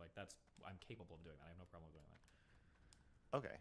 Yeah. I think what I'm trying to get at is that if you're just asking him to listen, I think you should be explicit about that, because I mean, based on the amount of things he just said he's done to try to combat this, he clearly feels kind of responsible for the situation in some way. And I think that if you're telling him oh, this is so traumatic and hurtful for me, I think the first thing that comes to his mind is what are you asking me to do, or what should I do that I haven't already done? If you're not asking him to do anything, I would make that explicit and just say, hey, I just want you to listen. Can I please interject quick? John is extremely pissed off right now because... Hold on a second. He is very pissed that you are trying to say that he and Bullet slept together. And I did say that was really shitty to say. Okay. I don't So. care. But okay. Well, probably stop saying that shit then, because he's pissed off and it's not true. It's just a lie. So. Steven decides what is and isn't true. Exactly. And it's like I said, it's really not fair to Bullet. So just say that shit. It's okay. All right. Also, John says he has a girlfriend. He did have a girlfriend when he was Not literally- anymore. Oh shit. Well, hopefully she doesn't find out. What? Find out about what? He and Bullet are friends. He was just staying at her house as a friend, like I said. Okay. He had a girlfriend at the time. Oh. Okay. Yeah. I'm pretty sure he streamed with her too. Oof. Anna, What? you're getting sidetracked. Don't let him hijack your conversation. I'm not. I'm just saying. Well, I know you empathize with him because you feel like the same thing's happening to you. But I think it would be a good idea for you to be explicit about what you want out of this conversation with Steven. Okay. Sorry. Guess more empathy, yeah.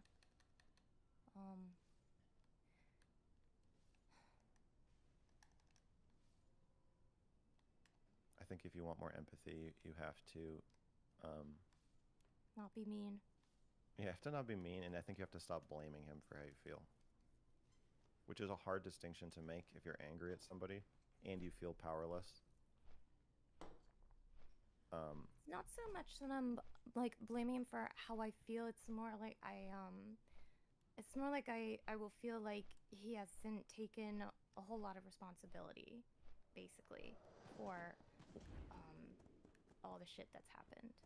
Yeah, I think if you're, but then that gets muddy again. Are you asking him to take responsibility, or you're asking him to empathize with how you feel about how he hasn't taken responsibility? That's like a very fine line to Yeah, walk.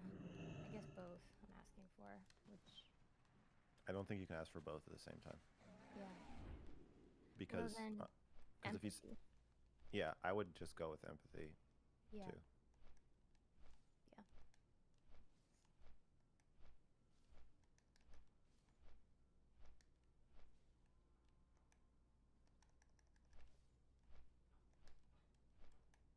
Empathy for feeling traumatized and Yeah. powerless. Yeah, powerless. Like nobody believes things that I say. Yeah, just all of that. The situation with the chat and the platforms and the way Yeah. people are online anonymously, I think is inherently abusive, Yeah. regardless of Steven's efforts to make it Oh, not so, or yeah. good faith or everything. I think no amount of empathy can counteract the inherently psychologically damaging setup. Yeah. I agree with that.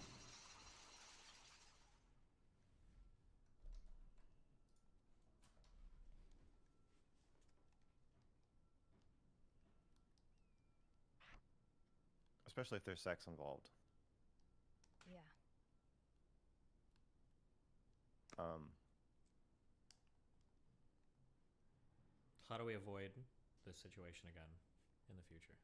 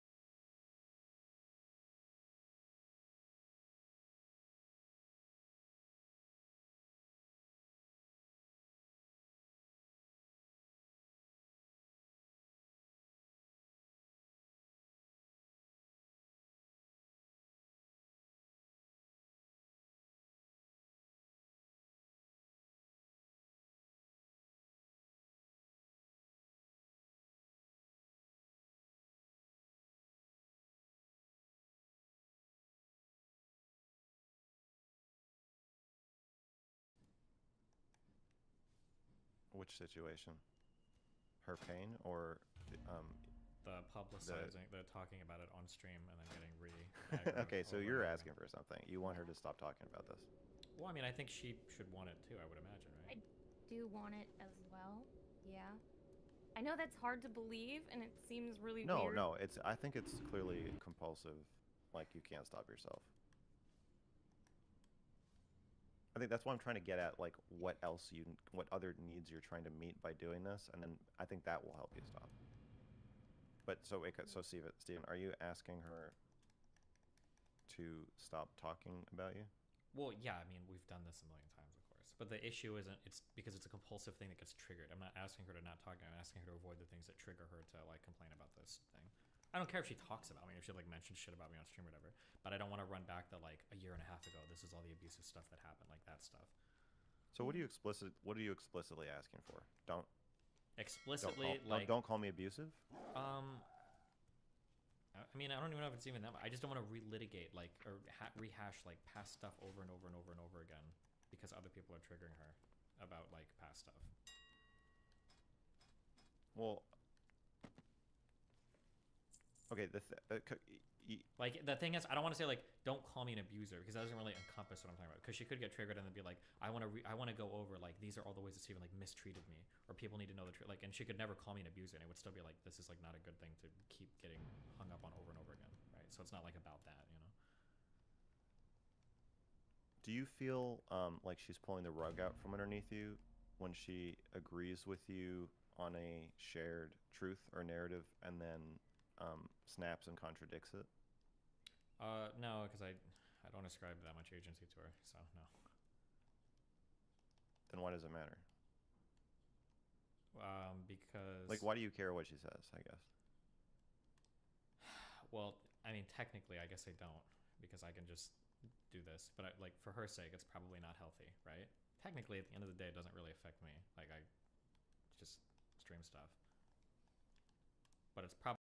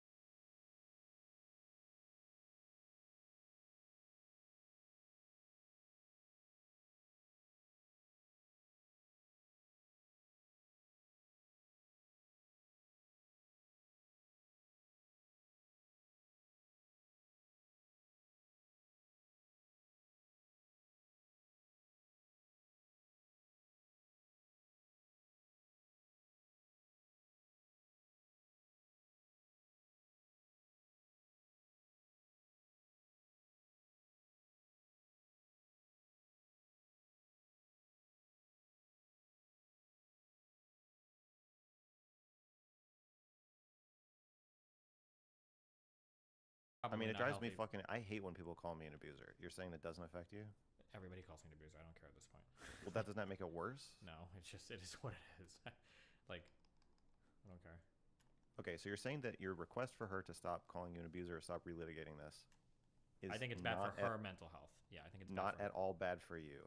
No, because I can make, if I wanted to, I could just start relisting YouTube videos. I've got, you know, thousands of viewers listening to this stuff. I can farm it for content infinitely, theoretically. Yeah, you can make money off it. Yeah. I mean, like Chris Rock's gonna make money off Will Smith slapping him, but that doesn't mean that there isn't a unpleasant or painful or traumatic aspect to it. So tons of people have made a ton of insane allegations against me. I don't. I know, but you also said that makes it worse.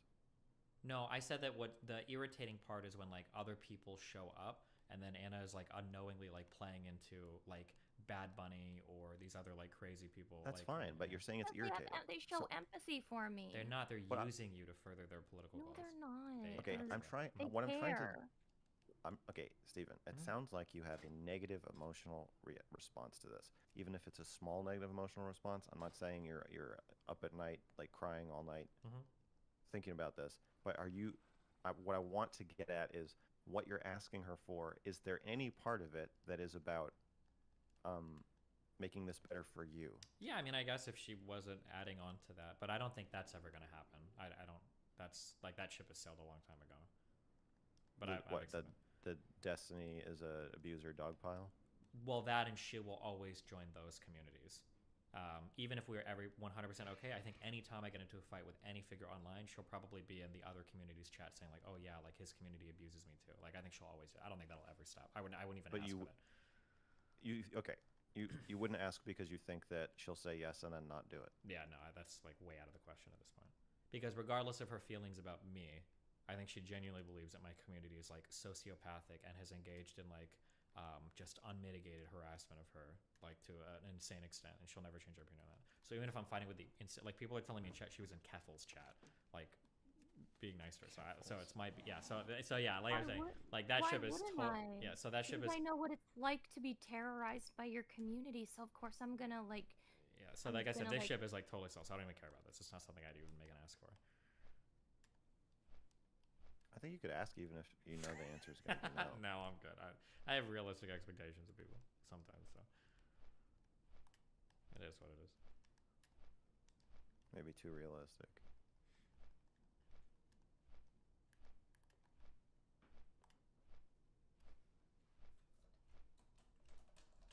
Okay, so then what specifically what do you want from her? Just I to guess not I just wanna be- relitigate the same past stuff on stream over and over again relating to us. Okay, she can talk about it.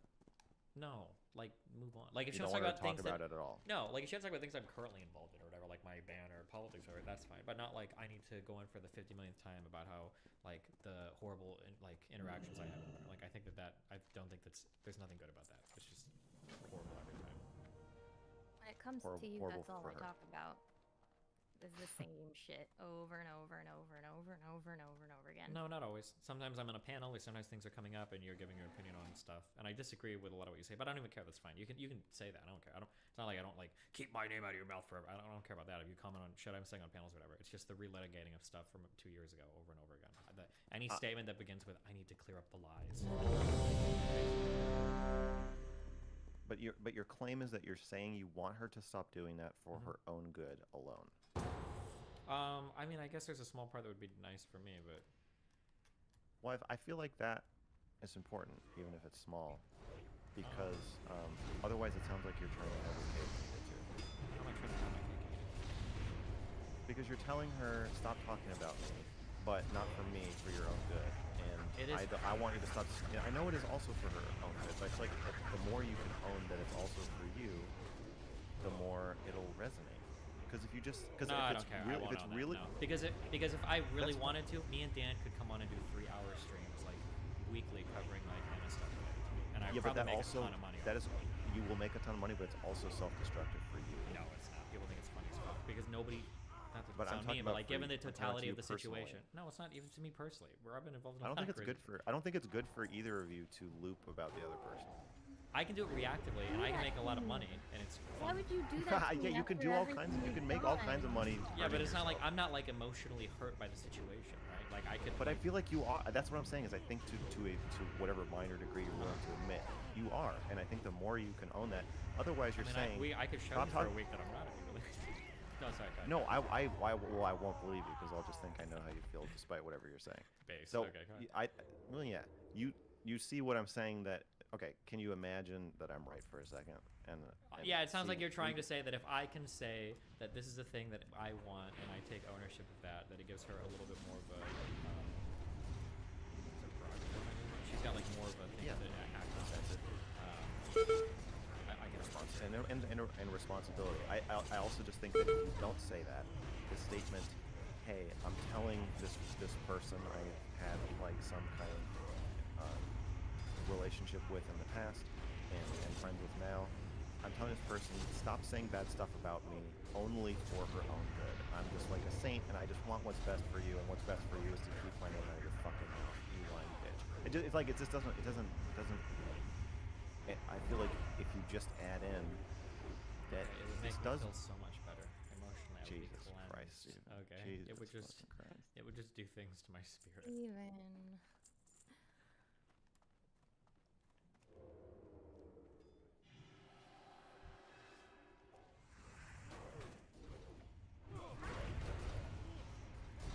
Where did I go to get my that Dragonstone 9 or 10 or whatever? Where did I go? What was the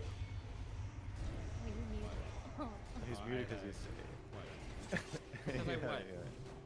I don't know.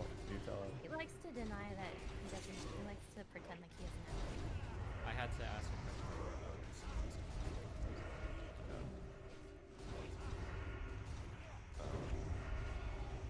He likes to pretend he doesn't have it.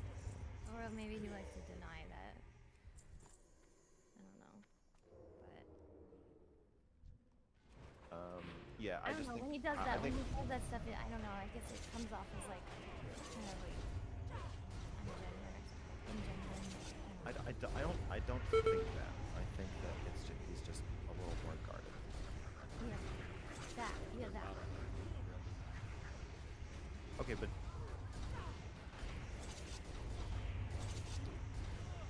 you're saying Anna shouldn't be upset when a tiny creator says bad stuff about her No. being an abusive person. You But just acknowledge. but you're also telling a tiny creator, Anna, to not say bad stuff about you being an abusive person. I think that there's a chance if you can both kind of shift your Well, no, I could understand Anna being upset at somebody if they were like relentless. If like Wicked Supreme was making a new thread like every week mouth on her, and she's like, "This is pissing me off," but then you're like, "Yeah, okay, I get that." I would be. But if it's right, but for yeah, I still okay. So yeah, I understand the differences between you and Anna, but do you see the commonality that I'm seeing? Where for to you, she's the Wicked Supreme. If it makes you feel better, yeah. But realistically, no. But sure. That's...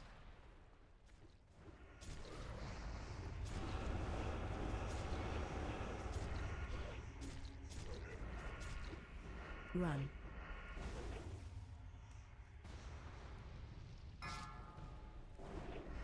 Anna, can you empathize with Steven wanting something to just stop talking about it? Yeah. I understand that. Run. Especially when there's a narrative that Anna that you're a crazy stalker, and there's a narrative that Steven is an abusive predator, and yeah, especially because you guys are Run. friends. And so like if you have if you step back from streamer world, like this is really weird. Like there's not normal situations between normal people where when you say something bad about your friend, Didn't say Simon says. thousands of people find out that you said it. So everything is like super Run. heightened. Yeah.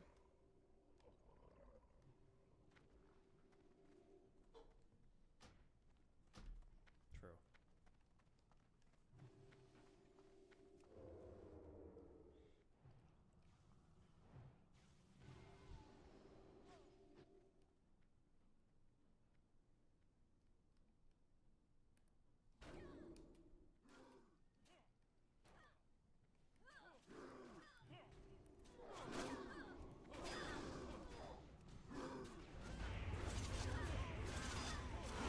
I think one last thing I'll say is that there's a tendency to blame other individuals for the group or systemic dynamics that happen online.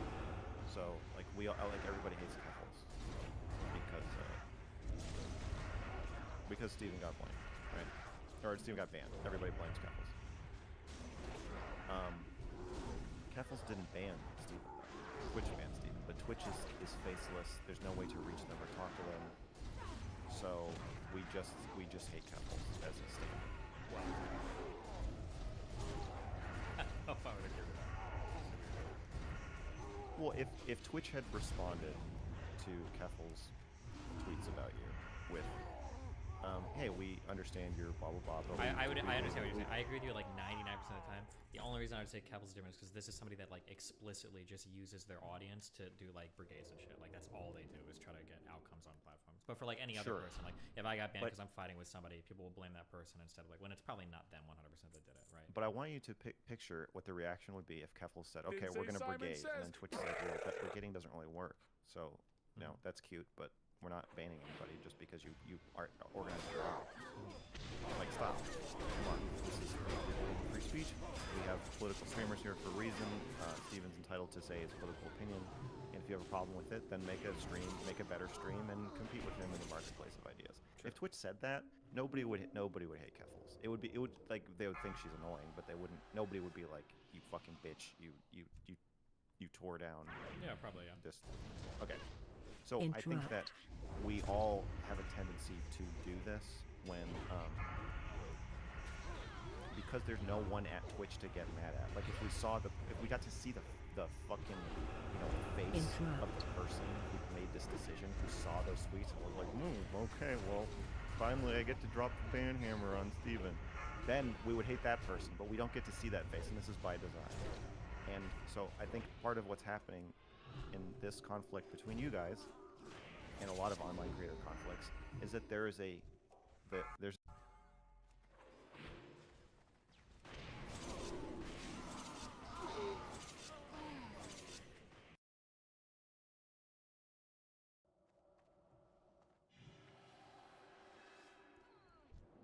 of the person who made this decision, who saw those tweets and was like, okay, well, finally I get to drop the ban hammer on Steven. Then we would hate that person, but we don't get to see that face, and this is by design. And so I think part of what's happening in this conflict between you guys and a lot of online creator conflicts is that there's a systemic narrative that no one individual person is really responsible for perpetuating. It's just kind of happening, and it's encouraged. So the more shitty shit you can say about other people on streams or on Twitter, the more attention you get, the more money you make, and then it spreads. And a lot of the people who are saying these bad things about both of you don't understand either of you in the slightest or know you at all. So I think that when there's this huge crushing wave of negative narrative about you or negative sentiment about you, that you want to find the person whose fault it is, but there isn't one. And I think that having that intertwined and like wrapped up in your interpersonal relationship makes everything you say about each other hit a lot harder. Like you said, like the way you talk about the DMs between you guys, they sound really nice, and it sounds like even if you're saying mean shit to each other in the DMs, it doesn't matter as much because it's not attached to this like sledgehammer of public opinion. Mm-hmm.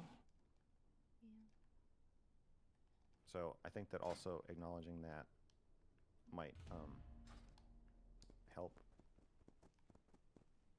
you realize that you don't have to be enemies. You also share a common enemy of the monetized outrage machine that turns people against each other. Wow.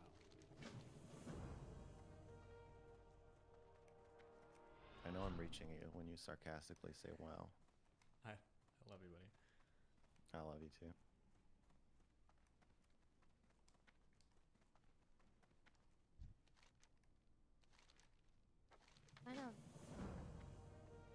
It's kind of hard though, to sort of really feel that way when it's like, it's really weird because like people will sort of repeat like the same exact things that Destiny said. So I don't know. It's like weird. 'Cause, like, It feels like really- it's a tentacle. Yes. It feels like Yeah. it is him. Yeah, basically. It'll be like word for word sometimes too. Yeah.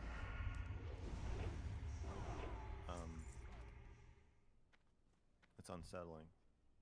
Yeah. I think part of what's unsettling to Steven is that it may be a tentacle that is attached to his body, but I don't think he can quite control it. Yeah.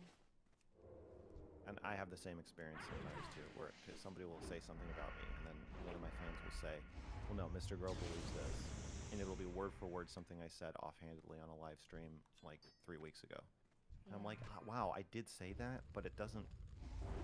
And I know you're trying to represent me, but it also feels like I'm the leader of a cult that I can't control, which is a really weird feeling. And it's like, the moments where you're snapping and lashing out at Steven,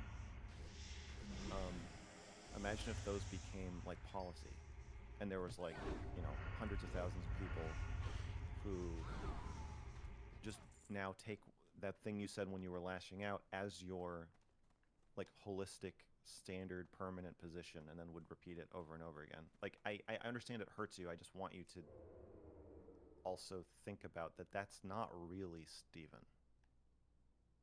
It might be a monster of his making, and he certainly profits from the monster Didn't say Simon is says. also his career in some way, but it's not really him when one of his fans repeats the worst thing he's ever said about you. It's different from him saying it again. Yeah.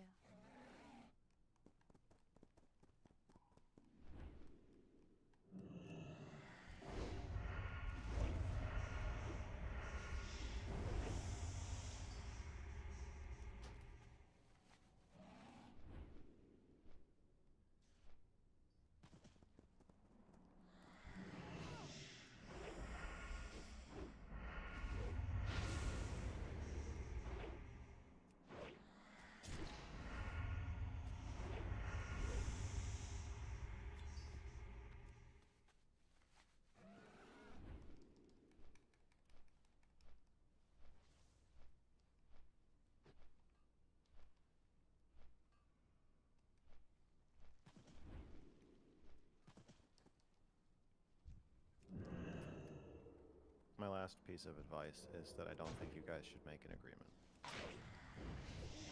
Yeah, because it just sets us up. But I kind of, for the last one, I figured that there were going to be like times where she would move on from it. Yeah.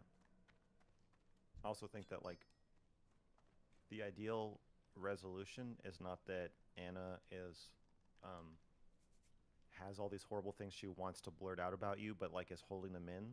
I think the ideal resolution is that like you guys come to a place where you don't want to talk shit about the other. Yeah. Well, I don't. I'm good. I'm at that place. I am. I've gone a long Yes. time without saying anything. And sometimes there's been times where she got like re-triggered on stream, and I didn't even say anything about Okay, it. I okay, but deleted you posts, yeah. do you Sorry. acknowledge that throughout the course of even this conversation, you have implied that she is an unhinged, self-harming psychopath who blames all of the cuts herself and then blames it on you. Well, I think that characterization is fairly accurate.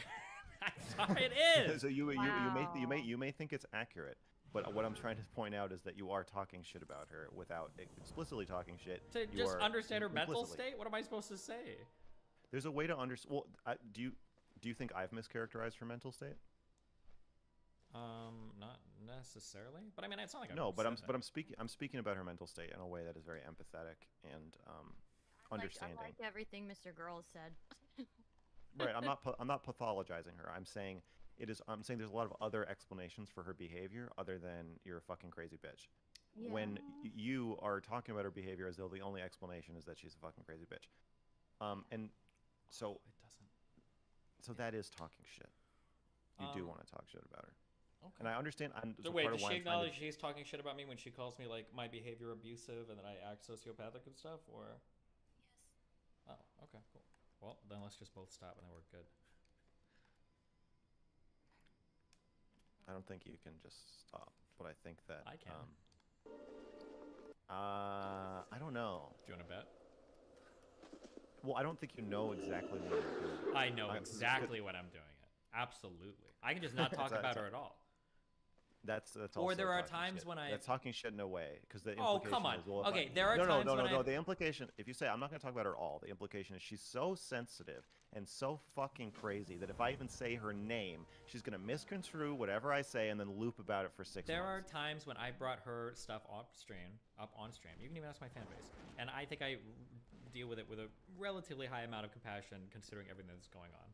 I think the last time before we got into like the big memes again was I said something like, oh, like I think, you know, if I take her to word, she has OCD, she gets triggered over some things and ruminates, and you know, you just wait until she gets over it, it's just a phase, it's fine. Like I think I've said shit like this on stream before. Like I could talk about it and sound relatively compassionate. I don't think she would disagree. But now the compassion is gone, and you're back to saying that I've never been held accountable before, and I'm just some privileged little rich spoiled girl. Okay, sure. You trigger me into relapsing, okay? How about that?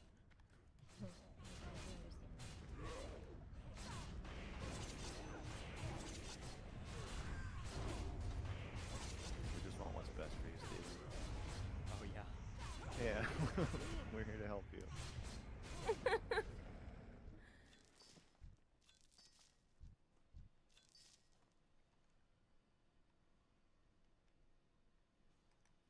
Yeah, so anyway, I don't think you should make an explicit agreement. I just think that seeing if you guys can like shift toward a place of look, you're both each other's worst nightmare.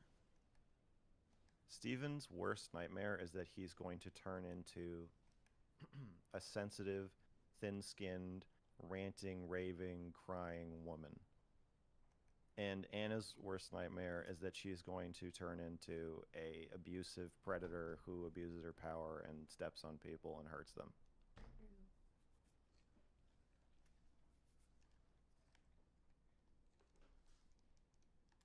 But I think, Anna, if you can be a little more direct and expressive about your aggression,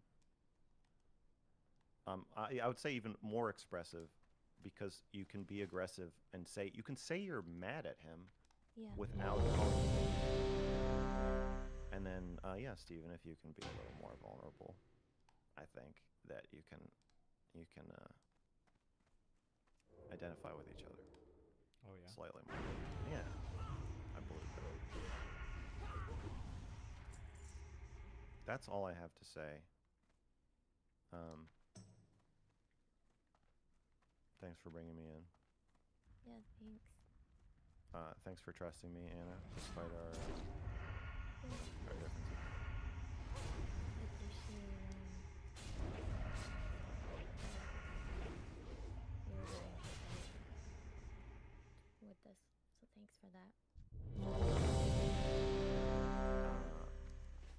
Oh yeah, Steven knows I'm an empath, so that's one of course.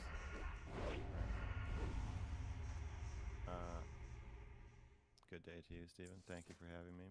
Yeah, no problem. I Can love you you, stop buddy. having I love you, panels buddy. about Be safe. fucking trans people and do something? Oh yeah, I wanted to invite you on another panel about trans people. I've talked about this issue for like 5 months now. There's got to be other stuff in the world to talk about but trans people. There has Well, I to kind of be. want to tie. I want to have a don't say gay and trans panel. There's a number of people who wanted to be on the last one, but I had to make like a backup list. Is it people and so that disagree, or is it gonna be all people that just are gonna circle jerk? I love them. I love Tav and all these people, but like we just come on and we're like, wow, yeah, like cancel culture and all this is so bad. And like, Rose, oh my Rose, god.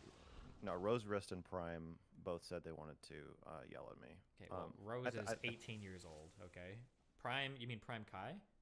Yeah. Ooh. Okay, I'll think about it. When is this panel?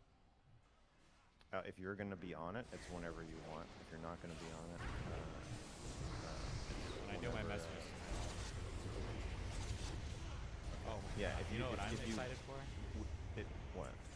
Sorry, what were you gonna say? I was going to say, if you want to moderate it, you can do that. Okay. If you don't want to moderate it, I'm going to ask Dick Masterson to moderate it, and I think he's on board already. Really? Yeah. Interesting. So I feel like Dick Masterson plus a couple liberals plus you and some don't say gay bill and some trans stuff. I think it'll be a pretty good panel. It's hard consideration. Okay, buddy, be safe. I love you. Oh, I'm looking forward to your talk with Brittany. Okay, that'll be fun. Oh yeah, that's next week. Yeah. All right, Bye, buddy. bye. I don't know if he does it intentionally, but I think Mr. Girl very much enjoys like saying things to like kind of knock people off kilter, and then when they're off balance, you kind of like push hard. I don't know if you can say something to Brittany that's gonna be like, "Hey, I think Nazis are normal people," because it feels like for a lot of people, like, yeah, you know, probably. So I'm curious I'm so curious what the dynamic of this conversation is gonna be. Oh my god. Suicidal, all these things. This is He's essentially got her into an area where she's like, it's almost like she's advocating for the genocide of mentally ill people because of like a hatred that she has for herself because of like difficult things. Like this is like the case that he's built. I wonder if this is gonna come back around also to the cult thing too. People keep trying to get me to do like a race realism thing. Why? I think because they think that I unflinchingly will talk about like gender in a certain way, and Obama. Oh, really? He'll talk about Obama in a Black certain way? Matter, that I'm gonna then, you know, be a race realist, which Okay. which I'm not. So I think they're going to be disappointed, or they want to watch. I think race realists believe that everybody else is lying about race, and they either want me to agree with them or prove that I'm a charlatan and that they want to see that there's a place I won't go, that I'm too scared to tell the truth about race, which is that white people are the best, I think. Is there or a truth we're Asians supposed to be? Is there a truth I'm supposed to know about? Yeah, they have. Is there a truth you know that other people don't know? Well, they have the races ranked by IQ.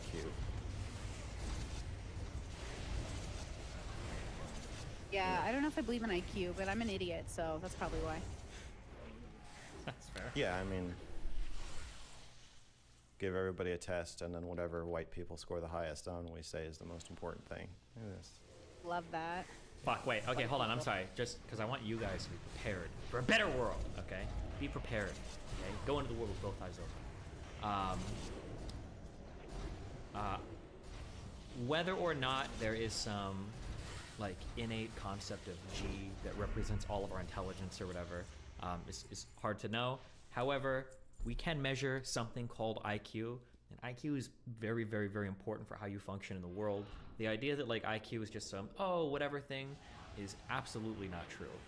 If you take an IQ test, you give somebody an IQ test and they score like a certain number, you can predict a fuck ton of shit off of an IQ score. It's kind of like people that say like BMI isn't real, and they're like, or no, it's like, yeah, it's like people say, oh, BMI isn't real. It's like, yeah, it measures like decently, and it's like, no, what if I'm actually like 8% body fat, and I weigh 200 pounds, and I'm only 5'9"? Well, now how does, well, okay, well, you know, if those were your stats, you wouldn't be asking me this question. Okay, yeah, let's be real. We're probably gonna do some inversion. You're probably 5'4" and you weigh 350. Okay, shut the fuck up, right? But yeah, I would just say like be very careful. We're quick to. What is one thing you can predict with IQ? I think pretty sure you can predict a whole fuck ton of shit, like future income, like future educational success, like future like happiness, and like there's a ton of shit. Like if you, I'll hesitantly say this, but like if you could have like one thing in the top 1 percentile, I'm pretty sure like IQ is like the thing that you want. It helps you navigate through so much more in life. It's like the equivalent to like reading in school. Like if you're a good reader, you're gonna do decently in every single subject. But just as a heads up, okay? All right. Cool. I don't know if that's fair. Okay. That makes sense. I don't know if does my screen, guys, hold on. I'm being like I'm trying to be like Mr. Girl right now. I'm trying to actually like, I usually just have my guest be like really small in the corner, but I feel like with you and me, we could probably get side by side a little bit. I don't know. I'm a tech boomer, so everyone knows my streams are not high production. So I'm gonna say that sounds good. We interviewed Nick Also- Fuentes recently. Really? That's what the chat's saying. Why? To expose him. Oh. Nick kind of seems like a troll to me. He seems kind of harmless, like I could beat him up. I don't know. I feel like if I could beat you up, I can't take you that seriously. I think Nick Jesus. Fuentes is a Wow. I don't think he's harmless at all. Misandry. Or misogyny. The real Nazi? Yeah, I think he's the real Ooh. deal. Basic. Okay, interesting. Well, no judgment. Have fun. No judgment about what? Me thinking that? About him being a No, Nazi. him living his best life. No judgment about him being a Nazi.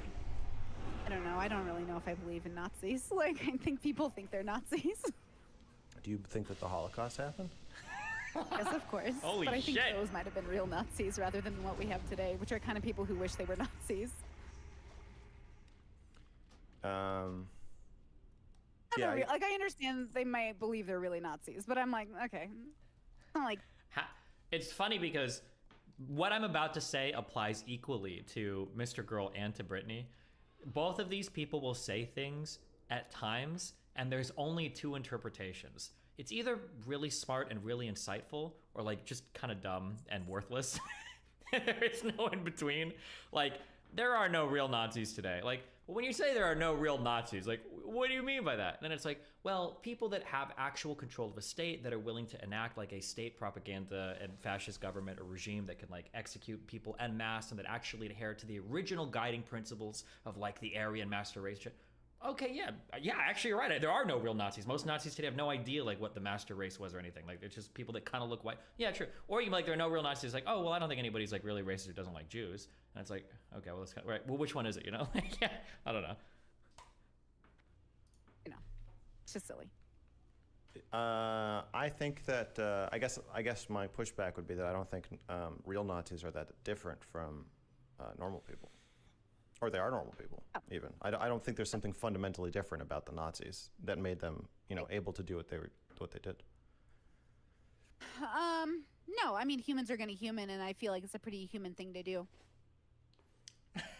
Okay, I'm gonna be totally honest with you. Okay, this is like the biggest interaction thing that I'm very curious about for this conversation is, and now I don't know if he does it intentionally, but I think Mr. Girl very much enjoys like saying things to like kind of knock people off kilter, and then when they're off balance, you kind of like push hard. I don't know if you can say something to Brittany that's gonna be like, hey, I think Nazis are normal people, because it feels like for a lot of people, like, yeah, you know, probably. So I'm curious I'm so curious what the dynamic of this conversation is gonna be. Oh my God. Good luck. Sort of were. It's a Holocaust. Yeah, sure. I'm not saying Nick's It not just human. feels like. I just think he's a. Yeah, no, I think we we're agreeing. well, we're agreeing Okay. about maybe the facts, but I don't think we're agreeing with how to talk about it. Yeah, I think that's the meme my Discord has like granted me, which is I see problematic behavior and I go, oh, that's kind of funny, and then everyone else like has a whole like documentary they want to make on it, but I don't know. I'm kind of at this point where I'm like, oh, look at that. It's like You guys phenomenon. think was Hitler level Does it ever 1, feel guys? like that to you when you're watching people? A No. phenomenon. No, I feel involved. Interesting. Do you feel like? I feel deeply invested in my my fellow man, and I want to stop, fascism. That's a big goal. Yeah, I mean, I don't know if it's achievable. It's more like I want to be on the side, like against fascism. You know, Sure. I know. Doesn't that everyone? Well, no, I mean, Doesn't everyone kind of think they are against fascism? not Richard Spencer. No, I kind of asked him, and he was like, I thought isn't Spencer like a liberal now? I think Nick's side, the further right you go, I think that you're gonna run into people that are like, yeah, hey, fascism doesn't what they're doing. Yeah, sure. I don't know if Spencer would, but if he's talking to Spencer, he said it. It feels like Spencer's more just like kind of like a very racist liberal now. Was my understanding today. But I mean, he's had more recent combos with him than I have. So. fascism is fine. I just want to win. I think a lot of people feel like that. They just want to win, so they don't really care what the result is. I think if you asked Nick Fuentes honestly if he's against fascism, I think he would either. I doubt he has a problem with imposing his will on others. I think that's what he wants to do. Yeah, of course. I think everyone does that, though. Yeah, but I haven't met many people who don't. Well, I don't. well. Well, usually when I hear that, it's on a spectrum of I have an opinion, you should consider it, to I will create or vote for politicians that will limit your rights because I think it's better for you. All that's Yeah. kind of the same to me. You think voting is the same as marching people into a death camp at gunpoint because they're not the same as you? No, but it's the same. It's the same. When I say like people want to create legislation to like stop LGBT people from having rights, Yeah. it's coming from the same place as the people who marched and Nazi'd. It started at the same place. Well, you sure. thinking you have the right to limit people and dictate what their happiness and joy is. How can you be yeah. a very racist liberal? Okay, hold on, shit. I need to define my terms before you fucking morons run and start making 30 different subreddit posts. When I say Richard Spencer is a liberal, what I mean is that, like, liberal with capital, I think he believes, like, in democracy and stuff. I don't think he wants, like, a totalitarian, like, he seems like a liberal. I thought that's why a lot of the really far-right people shit on Spencer now. It's because he's a liberal. He believes in, like, cuck democracy and shit. But he also believes in, like, I'm pretty sure he believes in, like, race realism, or like a people's, race determines their culture and stuff like that. So like he's a racist liberal. That was my understanding of basically. Richard Spencer fucking hates democracy. I can't tell if I can't trust any of you guys, because when there's somebody on the right, you guys just call all of them like fascist, authoritarian, like losers. So I don't know. Maybe not. I thought we listened to something on stream a while ago and I thought that was why he gets so much pushback from farther right people. The strategy of management in people's eyes ultimately doesn't care about human rights, individual rights. He actually especially doesn't believe it since he's also anti-religious and has a might is right attitude. Just actually check. I don't remember what I watched. I would have to go back and find like whatever videos I've listened to, like watching him talk. I thought we listened to him go through some debate or whatever. I don't think he defended the idea broadly of like democracy and shit. But maybe not. Maybe we listened to something different. Maybe that wasn't it. Maybe.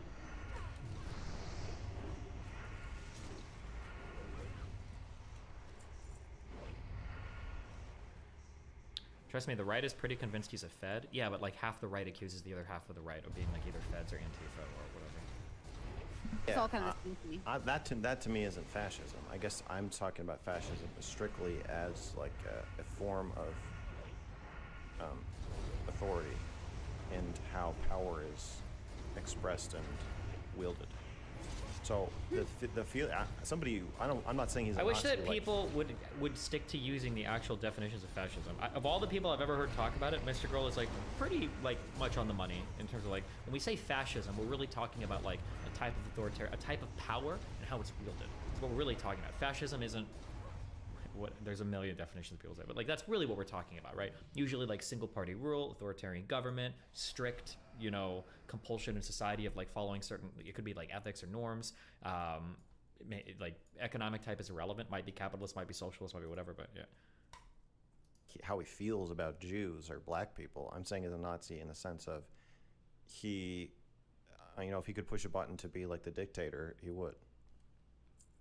Oh, okay, interesting, cool. And that's Nick Fuentes. Are we talking about Nick right now? Yeah. Okay, cool. I don't know much about him. I've only seen him in debates with Destiny, so it's not exactly a impressive light, if that makes sense. But I believe you. I mean, that's just my How are you impression. today, by the way? I'm okay. Just okay? Just okay. Oh man. What does that mean in Mac's world? It means The energy levels. I don't like the question, how are you? Okay. I usually dodge it. It's too late. You didn't dodge it. You already told me you were okay. That is a dodge. Because it doesn't mean anything. Okay. I actually emailed you to ask you onto my show, but I'm on your show at the same time. I don't like the question, how are you? Okay. I usually dodge it. It's too late. You didn't dodge it. You already told me you were okay. That is a dodge. Because it doesn't mean anything. Okay. I actually emailed you to ask you onto my show, but I'm on your show at the same time. So how do you want to do this? Oh, however you want. If you want me to be on your show, that's fine. I think we're both on each other's show. Okay, If you want to call this a show. I don't know what it is. it's a show. We didn't even do introductions. It's hardly a show. You know, well, I think both audiences know who the other person is at this point, right? Hopefully. If not, this is Mr. Girl. This is Max. This is I'm a Brittany. Okay. Yeah. So, well, I messaged you yesterday, and I was like, hey, you were like talking a lot of shit about me a few months ago, saying that I'm boring or that I'm not introspective or that I think my Oh my god, she said he's a level 1! all these things you were saying about me. I think mostly in January, maybe a little trickle into February. Oh no. And I figured like most people don't like me the first time they watch my content or any conversation I'm in. So I figured that might have changed. So I wanted to ask you beforehand, so I don't come in guns blazing, if that has changed. And you said yes, but it seemed like we were gonna wait until we're talking to Discuss it more. yeah. Yeah. Just to get a sense of where we're starting out. What is the difference between authoritarianism and fascism then? Are they synonyms? It's a subset of the other. Fascism, I would say, by definition, needs to be authoritarian, right? Like it has to be like, or could you have two authoritarian parties? If you had two authoritarian parties running against each other, the democratic system, because totalitarian is what implies single party rule, right? Could you have two authoritarian parties democratically running against each other? Maybe? I don't know. I would say that by definition, like authoritarianism usually like requires like one strong party that is like we are the part, like in China, right? or in Russia. Like I would say China and Russia have a lot of like fascist aspects to them. Like ultra nationalist, like ready to do anything for our country, usually has like ethnic ties to it, or is baked into it. And then like authoritarian government, where the government can do whatever the fuck it wants to do. If it wants to steal shit from businesses, so in China that might mean owning all the businesses as the government. In Russia that might mean having like oligarchical control or projection of power or influence over your sectors of your economy. Like these are like, I would say, fascist things. I think authoritarianism requires you being the only power in a country. Okay. I mix up totalitarian and authoritarian sometimes. Totalitarian means you have total control over everything, right? And authoritarian means only one party. Yeah, so okay. I'm pretty sure fascism generally requires totalitarianism and authoritarianism, like both of those things, and then some like aspect of like hyper ultra nationalism or whatever. No, hold on. I want to be clear about this. Hold on. Because people don't know this, okay? Fascism is hyper-nationalism with an us versus them element where the people in the us are made to feel special and called to serve the nation. That's populism, more or less. You're closer to a populist there, somebody like Bernie Sanders or Donald Trump, well, than you are to just a fascist. Like, I think fascist implies, like, not only the us versus them thing, but it implies, like, a form of, like, authoritarianism, a form of totalitarianism, and a form of, like, ultranationalism. Populism has, like, that baked in, that huge, like, us versus them, us versus the elites, us versus the, you know, the systems, blah, blah, blah. But, yeah, okay, sorry, I don't want to argue this. Yeah. Yeah, well, I have a question. Why would you have come in guns blazing, even if I did think those things very strongly the same? Because they're not true, and it pisses me off when people think those things.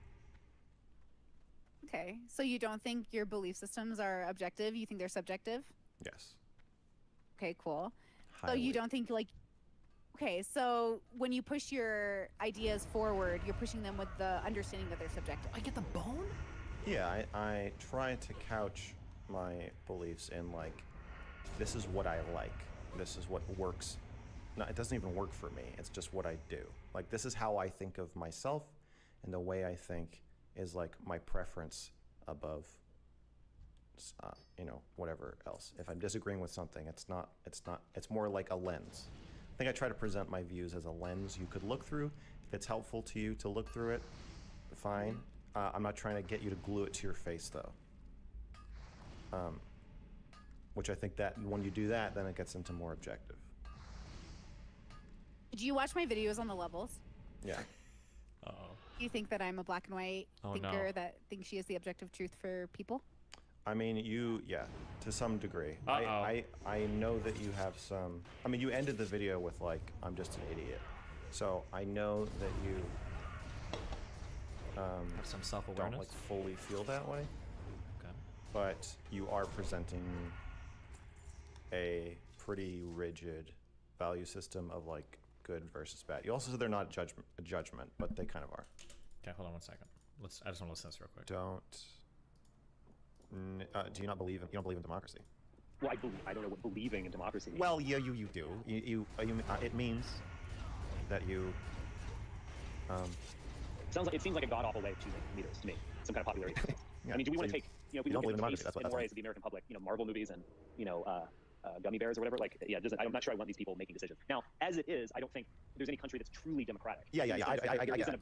We're not taking a referendum every day. Right, I understand. You're saying you don't believe in it in a sense that you don't think it's actually happening. I don't believe it's it intended to. Right, yes, I don't believe I don't believe it exists, and I don't believe it's an ideal. Yeah, I know. I was asking about the second part. Yeah, it's definitely not an ideal. I think to be fair, I think most people, I think there's a large number of people, I'll say, who don't think it really exists in practice, but who want to strive for it as an ideal. So I would say that that's probably where I am. I agree that realistically it's flawed and never works quite the way it's supposed to work, and often doesn't even come close. But as a guiding light. The argument against democracy are Marvel films and conspiracy theorists. Clearly, the American public should not be Does he give like an alternative to democracy, or does he? I was curious. But they're not that bad, though. They're okay. Okay, but they're okay. I was going to say something here, because I can make an interesting point about this. Imagine if you were a German who was born in, say, 1905, and you lived a very long life, and you were born in an imperial Germany with a parliament and also a monarch. You experienced a cataclysmic world war. You then lived in a democratic republic that was kind of foisted upon the loser of that war. You then experienced a fascist dictatorship for a dozen years. You then experienced a few decades, you reached middle age, communist dictatorship. That maybe kind of reminded you of the fascist one in some ways, and part of the Russian Empire. Very new stuff. And then, as you were reaching about, you're an octogenarian, you actually start to live in a new kind of American democratic unified Germany. You have experienced, I don't know how many days, like 5 or 6 different types of regimes. Okay, I don't get this anymore. Okay, maybe he's not a bit liberal. Maybe he's just not far right enough, I guess, and for the farther right groups. Gay judgment. We gay judged here. Yeah. So I think you're... So my assessment of you... Go ahead. Oh, yeah. So I do think your value system is a bit rigid. You do like a take it or leave it thing. But it does come across like you just think you're right. And obviously you've constructed a level system. Level 1. Don't they? This is such an interesting critique. It's going to be interesting to hear them. It's going to be interesting to hear them critique each other, because I feel like the same accusations they make of each other is going to be levied onto them, right? So Max says that I don't believe that my, like, I'm not trying to tell people how to live. This is just like a way that I view the world, which I think is essentially what Brittany says. I'm pretty sure she would say that. Like, oh, I'm not telling you you have to see it my way. Like, I'm a dummy, lol. Max's Like, interview with Dr. Canton was pretty good if you haven't Thanks, seen it. I'll watch it immediately, right now, thank you. And I'm pretty sure Brittany would say the same. But then they're both probably going to disagree on, like, well, when you talk about it, it sounds like you're making like way more like strict objective like judgments or whatever on things, which I'm pretty sure people would say to probably to Brittany and to Max, because I think you guys usually say that of Brittany, and I think some of you said that of Max as well. But 1, 2, 3, 4, 5 with yourself as a 5. So there's that. And I think that it's for anybody who's not familiar, your level system is basically levels of introspection. So 1 are useless people who are a burden and drain on society and the world around them, and in your words, so useless they can't even kill themselves. Jesus. No. Poetic, right? It's one of the cleverest things I've ever said. Yeah, that I find that pretty disturbing. So I'm probably gonna argue with you about that. 2, it sounds like, are like normal people who are kind of stupid, but they're happy, and we need 2s to, like, you know, be like garbage people or whatever. But and 2s can be very smart too, obviously. Yeah, they're smart, but like they're choosing to live in the moment and not understand their place in society and have little cosmic understanding or historical understanding or philosophical understanding of what's going on around them. There's nothing wrong with that. That's not true, but so you say that, but clearly it's like 2. It's not, you know, 2 is less than 5. It's just giving the levels. Giving the levels. Wait, that's such a silly way of 2 is less than 5. Oh man, fuck. I wish I could have moderated this conversation. I hope this doesn't get bogged down in dumb shit. Because obviously what the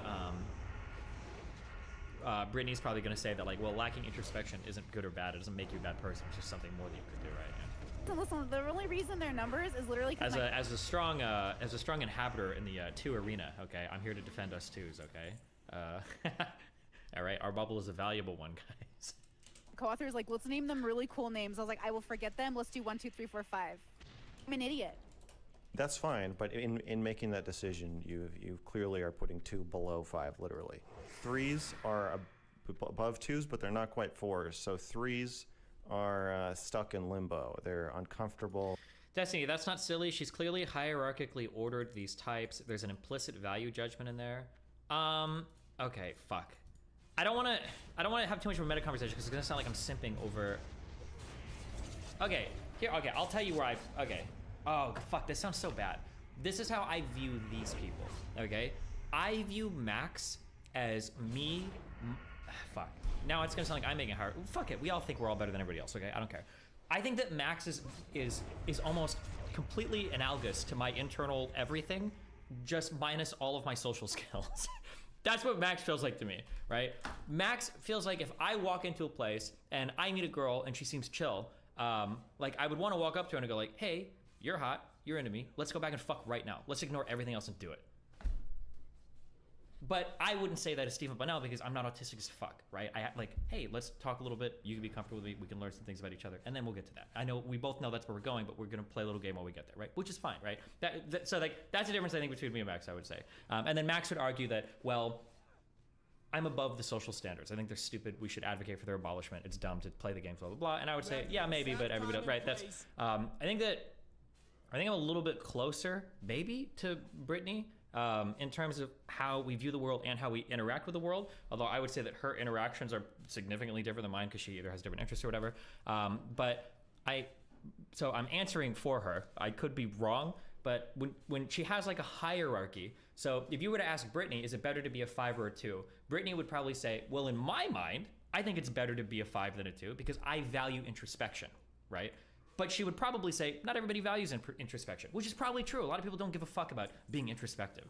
For some people, it might even be more work than it's worth. Who the fuck cares? You might live a perfectly fine life. You might not reflect much on anything or think about your religion or whatever. Like, you just don't care. Like, why? Like, you don't even need to be introspective. And you can get through life just fine that way. So I think that, so the pushback is going to be when he's like, well, you're making a value judgment. I think her really, internally, she kind of is, because she values introspection. But I think that she would say that, like, just because I value this particular thing doesn't mean everybody else does, right? That would be my guess. Kind of like how I would say, like, oh, like are you Diamond 4 or are you like unranked, right? Most people are unranked because most people don't play League of Legends. You wouldn't say that, like, well, are you making a value judgment there? Well, kind of. I'm making a value judgment about your League of Legends rank, but I'm not making a value judgment as like your value as a human being.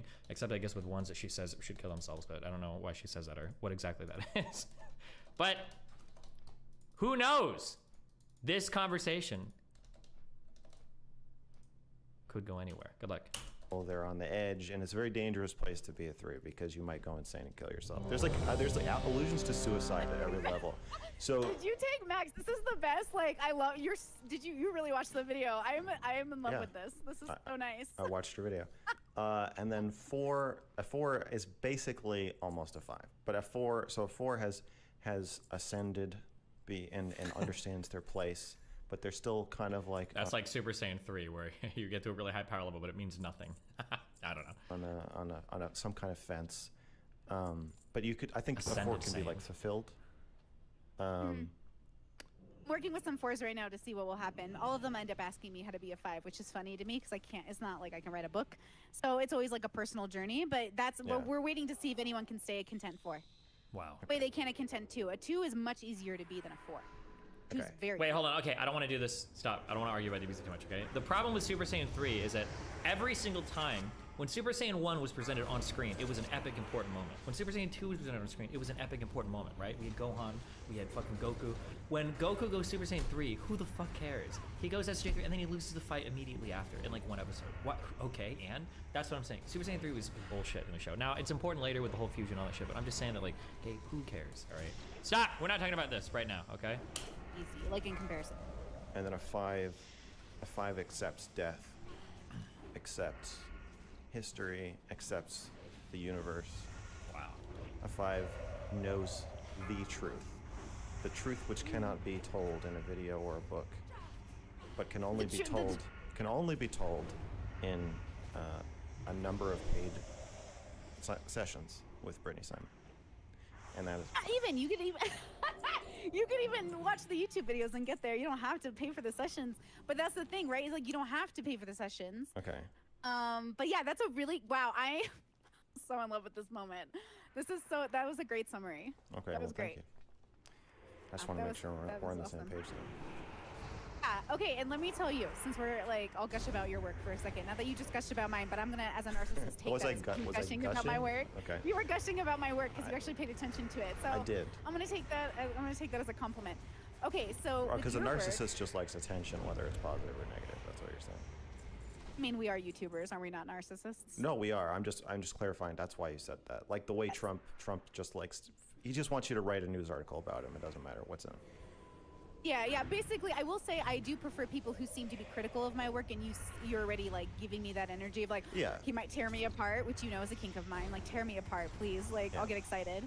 Yeah. You know. Yeah. So when I saw your work in January, I was really annoyed with it because people were like, "Brittany, he's the next thing for you. You're gonna love talking to him." And I was like, I don't. Okay. And then I watched it, and I didn't, as you saw, quite feel connected to your work. Then I saw the video you did called, I think it's called "Chasing Women." Mm-hmm. And it really changed how I saw you. And so I went, oh, and my brain went ding, ding, ding, ding, ding, ding. And I was like, oh, I know where to put Max. So I do like categorizing Oh my people, God. And Was she gonna give him a number? I think I miscategorized you the first time I saw you. I don't know yet because I haven't talked to you, but I want to bet that I did. Therefore, I get the exciting moment of like, ooh, maybe I did it wrong. What do you think she's gonna give him? What if I had to guess? It can't be a 2 because that's boring, right? It's not gonna be a 5 because then they don't have anything to fight over. So it's gonna be a 3 or 4. That's my guess. I'm leaning towards a 3 because he hasn't bought the videos yet. He hasn't bought the program. I'm leaning towards a 3. Which means I can do it right this time, and that's my happiness. That's my happy place. Because you thought I was a 2, but actually I'm a 6. Ooh, so something like that. Sure, something like that. Something changed, and there's something that means that there's more interesting things here for me. I'm being a little selfish. I hope this is a symbiotic relationship where we both get something out of this. Sure. Is he gonna push for the number? Yeah. Mhm. Oh, it's not going. Yeah. Oh wait.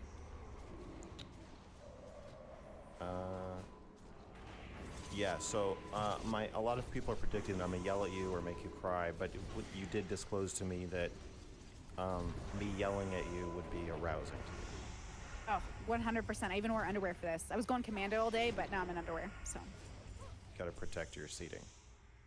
Well, I'm in yellow pants, Oh, okay. and so I don't want them to soak through and then be rude for the internet to see. Understood. Yeah, I try to be considerate. Right. So, well, I don't know if that's true, but so that complicates any. I mean, if I lose either way now, because like if I fight back and I get angry, then you win. If I tear you apart, you win. If I win, you win. If I lose, you win. If I'm nice and compliment you, you win. Yeah. Isn't that good though? Is somebody supposed to lose right now? I hope you win at the end of this too. I don't know.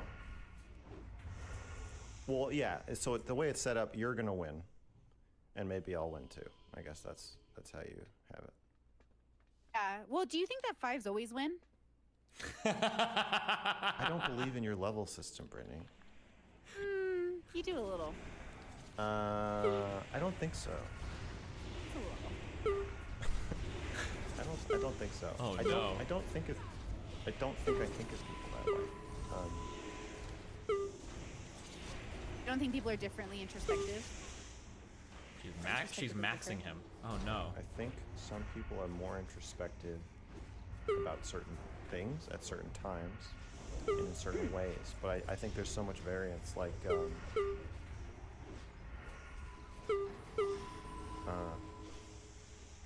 I mean, like. Hold on, fuck. I'm just real quick. I think that the implicate value judgment to your ability is kind of just an implicit value judgment because introspection is considered some virtue in society generally, and people who are less introspective are kind of considered worse as people. I'm just going to tell you this, or give you my opinion on this, because I don't want to argue about it. I don't think introspection is valued much at all. There's not very much in life that we get through introspection. There's not like, well, I mean like externally that people can see. We're not rewarded for being introspective. There's no like talks about how introspective people are. Like, I don't agree with that. It would be cool if it was. Personally, I think introspection is important, and personally, I think that everybody should be introspective because I think there is value there if you're willing to put in the work, right? I'm not going to tell you to go climb Mount Everest for fun, right? It's a challenge. You have to do things, but there's like some reward at the end of the tunnel there if you're willing to work for it. But like, I don't think in general it's something where we reward much in society, and you don't even really need it to do well in society, right? Like I've talked to a lot of people that are like smart and really dumb, you know, if that makes any sense. But Steven. Occasionally extremely introspective.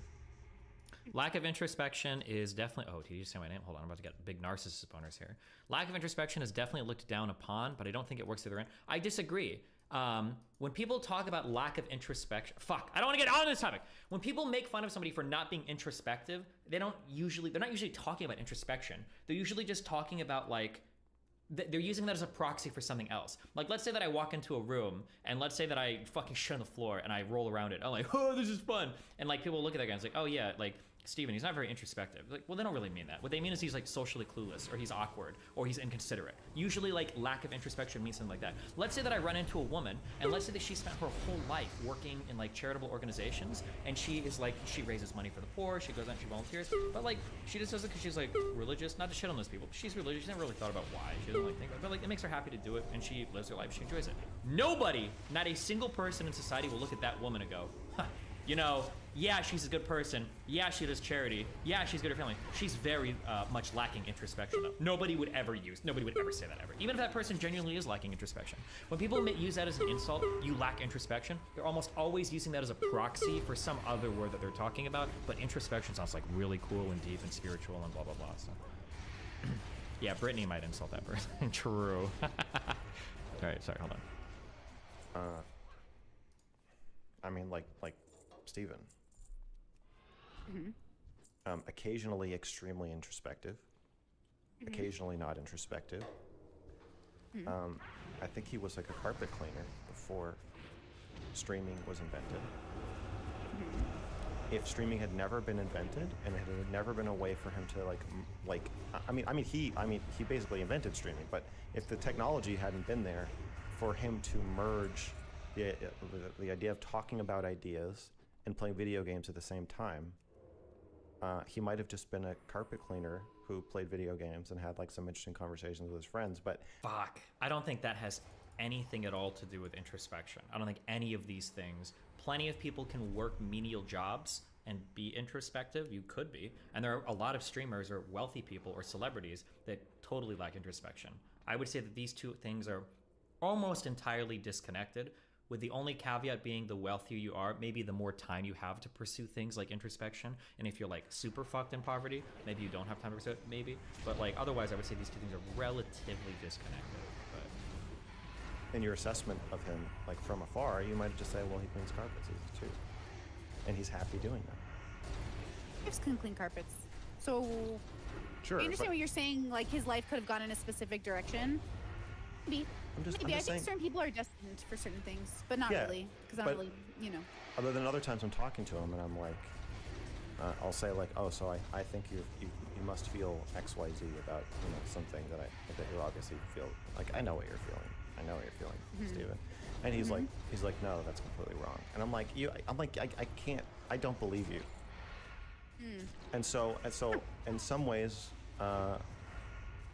he's not introspective. In some ways, he's extremely introspective, and I think he thinks the same thing about me, and I think you think the same thing about me. I just don't. fuck, I just realized there's a huge fucking problem with this conversation. They should have began with defining introspection, because I wonder if they're both on. I wonder if I'm even on that. I don't even know if I agree actually. When I think of introspection, I'm gonna use one word, and I'm just gonna call it like awareness of yourself is like what I would consider introspection. So, like, like you can be aware of like the what do you do? What is your job? What do you do every day? But being aware of the why is the introspective part. I don't know if these two people agree on what introspection means. Because some people, like I said, they use introspection as like a proxy for like, are you smart? Are you considerate? Are you nice to people? Do you have a family? Like that, people will say that's introspection, or which I wouldn't say so, but I don't. We'll see. I just think we're like, if we accept your level system, I think at sometimes I'm a 1 and sometimes I'm a 5, and it just depends. So I guess I just think it's too simplifying to say that someone can have that label all the time. I just think it's a moving target. Ooh, I've heard this often where people go, can I go from one to the other? Hold on. I haven't listened to this yet, so I'm not sure what she's gonna say. I don't think that's possible. I'm not gonna use like her numbering system or whatever, but like, I think that if you have a certain level of introspection, I don't think you can just shut that off. I think it's maybe with drugs, or maybe if you like deliberately try really, really hard, but it's not like you can have like a certain level of reflection and then just like, oh, well, I'm not even gonna think about that shit anymore. I'm just gonna do whatever. Like, I think you'll always have some level of like that awareness around you, like what's going on. I don't think you just shut that off. That would be my guess, but maybe she'll disagree. Who knows? I think in ways, in a like a metaphysical way, but not like in a literal way. Because once you know something, you cannot know it unless you have like brain damage. Yeah, exactly. I can't Or not drugs. know things once I know it. I don't think You know that's what true. I mean? I know I'm. I have met many people who Breath incoming. Get up. seemed to know something at one point, and then That means that they probably didn't really know it, right? They probably were using something else, right? like it just disappeared. Sure. Are you Did looking they at know your it, chat? or did they think they knew it? No, it's currently minimized. Should I? That's I think how you prefer it, correct? It's Should up I to bring you. it up? No. I'm gonna hide I mine. I can't just pick- noticed that they're asking who you are again. So I just want to say one more time.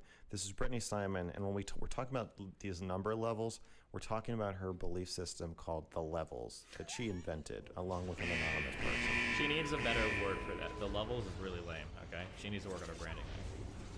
She could sell more lessons if she had a better name for it, too. They're basically levels of introspectiveness and acceptance of kind of reality and your place in it. A widening of perspective. I think it can fluctuate throughout time, like even throughout the day. It's kind of a moment-to-moment basis, but I think there's like a baseline that must be. I guess like the comparison that I think of, going back to my hyper woke days, I am still like very internally woke. I just try to be more, not conciliatory. I still try to bridge gaps between different types of people. I think that do you remember the comic where like once you learn about, I think it was like once you learn about feminism, you start seeing a whole bunch of shitty things towards women in like every single aspect of society. I think that like once you've had a certain level of awareness brought about, that you start to see like these things pop up over. I don't think you can ever just like turn that off. Somebody will have a link to it. That's like an ultra fucking woke comic or whatever. But like I think it holds true generally. Yeah, that's really, that's pretty good. So I agree that you can watch people, like I say, oh, I'm in a 2 moment right now, everybody. I'm having like a 2 moment. So here's my 2 moment opinion, and then go, here's my like 5. See, the funny thing is that like if I want to be clear, I don't work in her levels because I don't think about it that way. But like even her saying I'm having a 2 moment right now means that she's not having a 2 moment, right? She's having a 5 moment, realizing that she's just being like whatever. I guess like for a comparison, in my life, where I mean I'm not gonna say act like a drug at the time. I'm not using her terms, okay? But like for a comparison in my life, right? I am relatively emotionally blunt, not blunt. What's the word you use for people that there's a word for like you have a blunt effect. I'm like pretty cold, pretty whatever. But I know that if I meet a new girl for the first time and I have a lot of chemistry, I will go full retard. I'll actually I've done this. I will just fucking throw myself into the grinder. Like I'm just fucked. So like I could say like, oh well, you know, when I meet a new girl, like I'm a 5 having a 2. Not really. I know what I'm doing. I know I'm being a fucking moron. But there are times where you might be like, you know what, fuck it, we'll embrace the stupidity. But it's not like I'm not gonna be aware of that, right? Like, oh, you know, here's a new girl that I've met. I just had my like 8th 4-hour conversation with her in 2 weeks. Like, it's not like well, am I being a fucking insane psycho person right now? Yeah, it's not like you just lose that awareness, you know? But yeah. I think you cannot shut it down, but you still can decide to act. Yeah, basically. Yeah, let's go with that. Okay, sorry. Fuck. I'm assigning this video up by making it take 12 hours. Moment opinion. So I kind of play that game, but realistically, even when I'm in my feelings, there's always a logical end that I default to, which is like my 5 brain. To say, Brittany, you've already done this work. You've already gone through these crises. You've already met these people in these bubbles. Do you think Mr. Girl is saying is right in saying that she ranks these people to make herself feel better? I think that you can probably make that assumption. I would make that assumption. I did make that assumption about Brittany. Anytime somebody tells me like, oh, like I've got a ranking people for how I rank people and based on like, you know, like how introspective they are. Like I'm like, okay, yeah, that's cute. Like I'm sure you're very like yeah, okay, I'm sure you do, buddy. Because it sounds like some new age psychobabble bullshit. That's what I would assume outwardly. Or no, I would assume that inwardly. But then like you have more conversations with the person. You're like, okay, well, like, is there actually anything here? Do I think? And I would say that for Brittany, I think that she's like relatively socially aware. I think she's like pretty well thought out. Like I said, I wouldn't use, I would never, I just don't think in this way. Like I wouldn't talk about like the system in this sense. But like, yeah, I mean, I think that in talking to her enough, I think she's earned her whatever bubble shit she talks about. But I don't think it's bad to make the assumption initially, like, okay, this is some shit that you do for attention or whatever. But like, this is like one of my big criticisms of Max, right? It's okay to have quick judgments about people. I think that's fine. We make quick judgments all the time, but they need to be flexible. You have to be malleable with how you treat people. Like the first time I talked to a lot of people, I think you're probably a fucking moron. Like I'm sorry, you are. But hey, I'm open to my mind being changed. Like, you know, the ball's in your court. Do what you have to do. Maybe by the end of this conversation, I actually think you're like a really cool, really intelligent person. It's possible, you know? That everyone fits exactly where you've categorized them, even when you want to argue that they are what they are and you can't make them anything different. So I do it as a comforting thing to myself, which is like categorizing how I've experienced why people make decisions. Like it always confuses me sometimes when people I admire do certain things. I'm like, what'd you do that for? And they're like, oh, because of this. I'm like, oh, we're all just people, huh? We had this discussion in my Discord yesterday where I think everyone's kind of basic.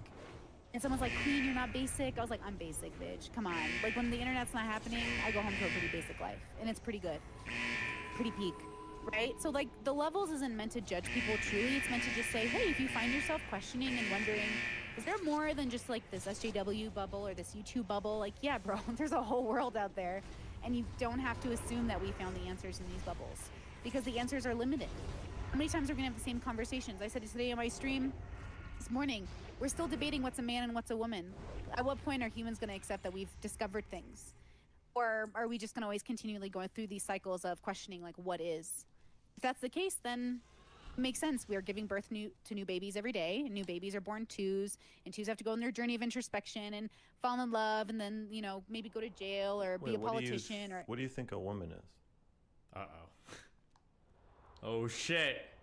I'm a woman. Chromosomes are a woman. That's no. for me. I'm Fuck. I wanted to steal this. If I ever got asked this question by a conservative, it is such an easy 180 flip. Whenever a conservative is like, can you define a woman? Like, all you have to be like, okay, well, I don't know, can you? Because whatever answer they give you, you're gonna find, well, it's somebody that has like an ovary can give birth. Okay, like, so people without ovaries aren't women. Like, well, no, it's like, you can get into the weeds on it like very quickly. On both sides, really, you can, but. People. Okay, so secondary sex characteristics. Yeah, like I'm pretty content with the way we fundamentally categorize men and women. I think it's pretty reasonable, even on site alone. We're obviously like different. Just looking at us, it's kind of fun to look at us actually side by side. Okay, so do you think trans women are women? In one way, yes. Well, you just said XX. Well, I think they're women, right? In the way that Well, they don't have women chromosomes, and they don't have female sex right, so characteristics. they're not cis. Right, they're not cis women. They're people who identify as women, and that's good enough for me too. Okay, so they're not Pretty women, but easy. they think they are, or they say they are. Yeah. Okay. That's good enough for me. What does that mean? I think people hear me say that and they go, oh, so Brittany doesn't believe in trans people. It's not really like that, though. I meet a lot of really cool trans people. They're Well, you obviously believe like men in and trans women. people, but you don't believe what they're saying. Jeez. I believe. You don't agree with them. It's not even that really, because I feel like, not to be so woo-woo, but I meet trans people all the time and I'm like, I get it. I get how you're not cis, but I also get how you're cis and not cis. Like, I get how they're men and women, but also don't live as men and women, if that makes sense. Like, I understand Find an shelter. energy, like a feeling perspective of like, yeah, like you can be anything but this, even though you're not, but you are.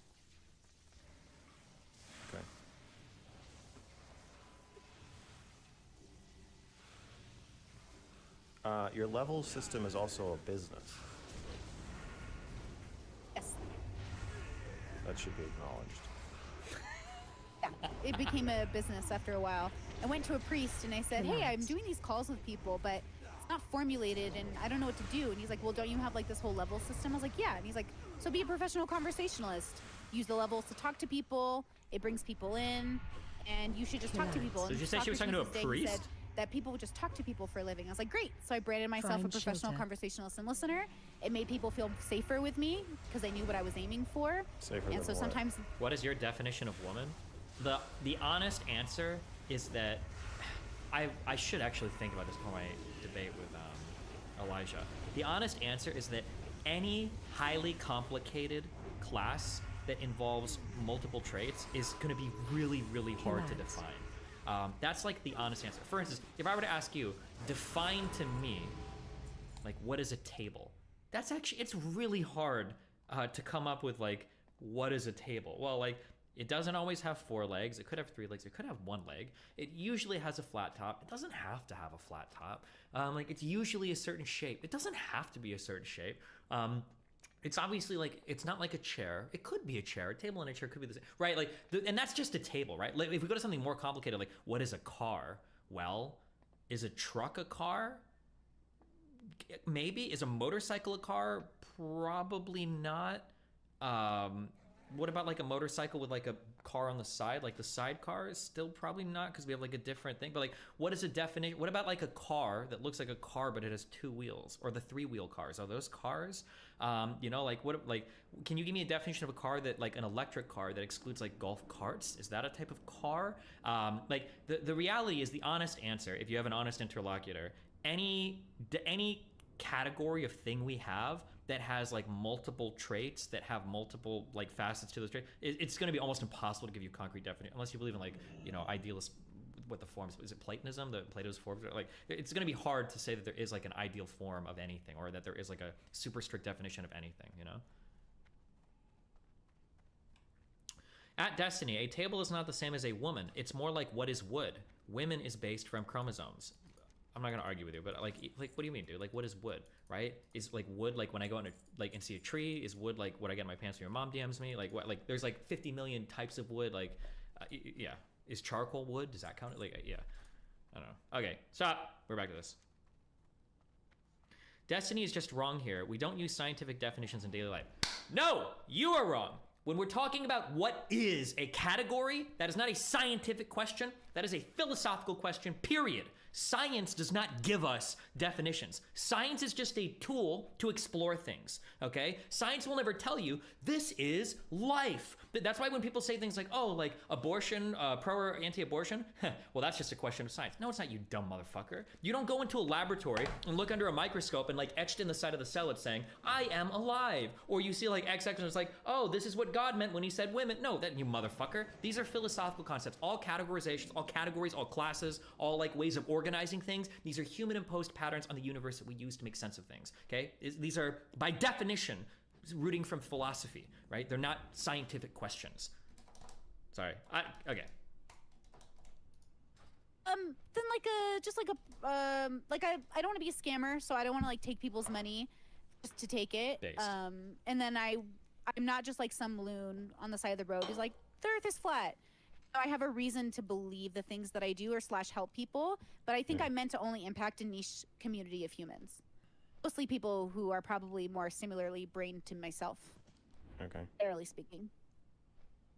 Yeah, so I do calls, but all the calls are out. Some of the calls don't even involve the levels. Some people just call me to play like video games or watch anime and get high with them.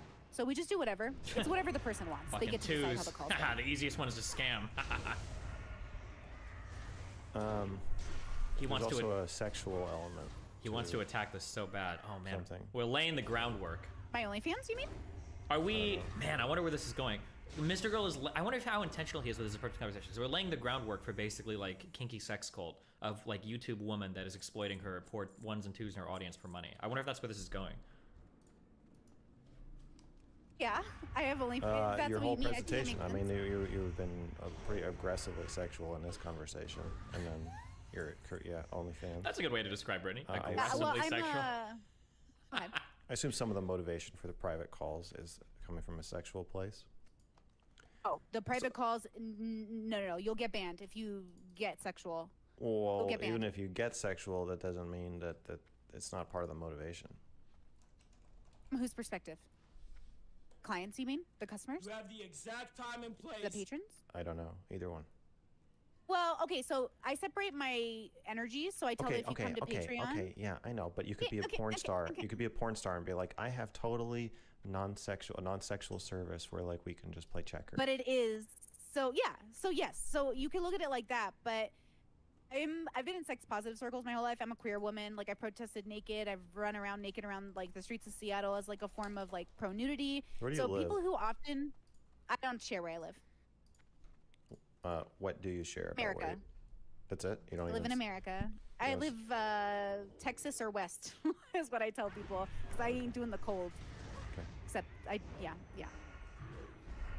Okay, she said she lives Texas or West. Sometimes we can see sunlight in the background. I bet if we triangulated hard enough, it's not triangulation, but I bet if we used enough like context clues, I think we could narrow it down to at least a time zone. But like the insinuation, I understand. So certain bubbles will see me different ways. But people who come to me through the one-on-one calls, like you're coming for something other than sexual gratification. And even OnlyFans, like I don't create content for people to masturbate to. If they do, that's great. I don't care. I'm so sorry. But I create content that I think is pretty and that I like. And I've noticed that my work is not what you would call traditional sex work.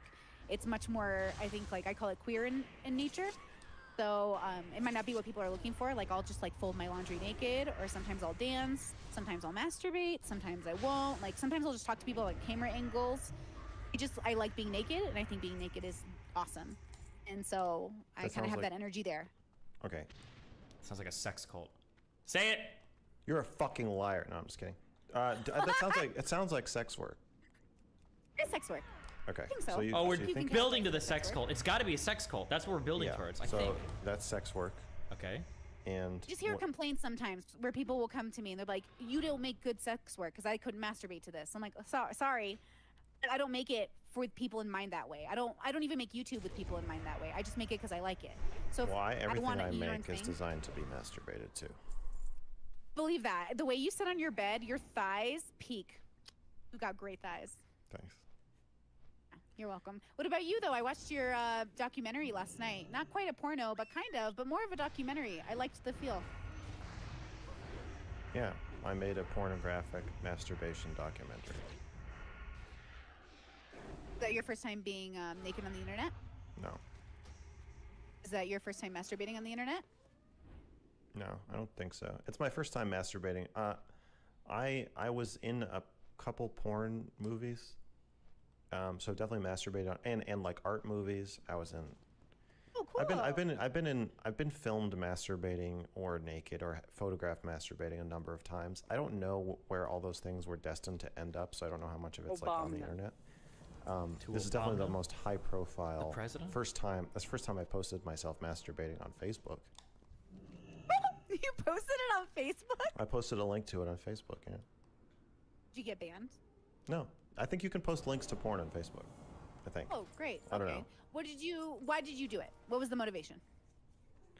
I actually made a video called Why Did I Make a Porn Movie? But that we'll go into this in more detail. But for a few reasons. One, I was feeling exhibitionistic and I thought it would be enjoyable.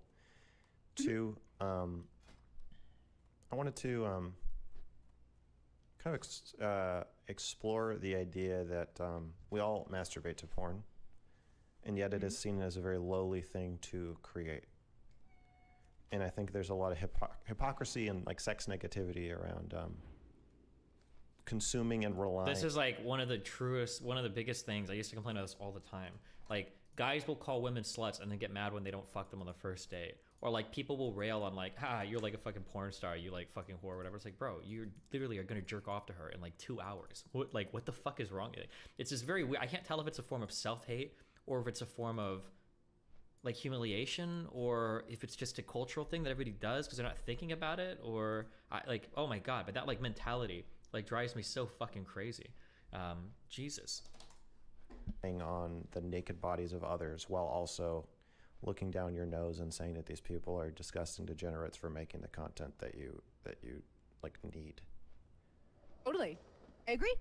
Yeah, I think so too. I will say I'm very selfish in my work, meaning like I really do it because I love it too. Did you do it in any way because you loved it, like the feeling of it or the look of it? Yeah, I probably have more mixed feelings about it. I feel like I enjoy being exposed, but Keep it also hating your feels life then, kinda working like class Andy. bad. True. In what way? I don't know. It's just like violating or exposing or embarrassing, and like that. It's like kind of adds to the thrill of it, but it also is just sort of unpleasant at the same time. But I think that I think porn should have more conflict in it, and so that's another thing I wanted to do. Is like, I feel like most masturbation porn is like, oh, look at my nice hotel room and I feel good in it and I'm having a good day. Ooh, gosh, this feels so good and everything's fine. And it's like that. I really don't like that. That's not been my experience with sex in real life. It's not been my experience with any woman I've known, and their relationship with masturbation has not been this like completely easy, fun, free thing that just makes them feel good and nothing else. And it's just weird to me that in most porn does not expose people. It conceals them and just gives you like a new, like, it exposes their bodies. But that's just part of what is like arousing about porn. And I think some of the most successful porn actors. I totally and completely disagree with everything he's saying. It's true that like sex is more complicated and life is more complicated and all of that is more complicated. But like the reason why you masturbate to porn is because you don't want to deal with all that shit. Right? Like, imagine if porn was like Tinder, where there's a 1 in 50 chance that you have to watch like 2 hours of a video and nothing might happen at the very end of it. Or it's like when people play DayZ, remember people like, bro, like you should have to shit every 3 hours in the game. And like, if you don't find a good spot to like take a dump in, like zombies can kill you. And it's like, bro, nobody wants to play a video game like that. Like at some point it's too realistic. Okay. And we're just going to either go out in the real world and do it, or we're just not going to do it because it's too much fucking work. I guess if I'm being like very charitable, I can understand that like maybe he's not saying that like, well, I don't like porn. I'm trying to figure out, because I try to figure out like, what does he really mean? I don't think he means that like, well, I don't like porn because it doesn't resemble like real life sexual conflict enough. I think maybe he just wants porn with like a little bit more of that conflict to it because it would be more enjoyable. Maybe, I guess if I guess, maybe that's kind of what he's getting at. But bring more of their personality to their work. So I was interested in exploring that, but I wouldn't say it was like I mean I didn't I've only posted twice on Pornhub. I think I am filming a pornographic version of my Real Doll review, and I might post it. I don't know. It's, well, got to talk to Jamie, but and then I got to see what I think of it. Why don't you do an OnlyFans? Do you have one? Because I don't have one. I don't want to be a sex worker. Why? I think I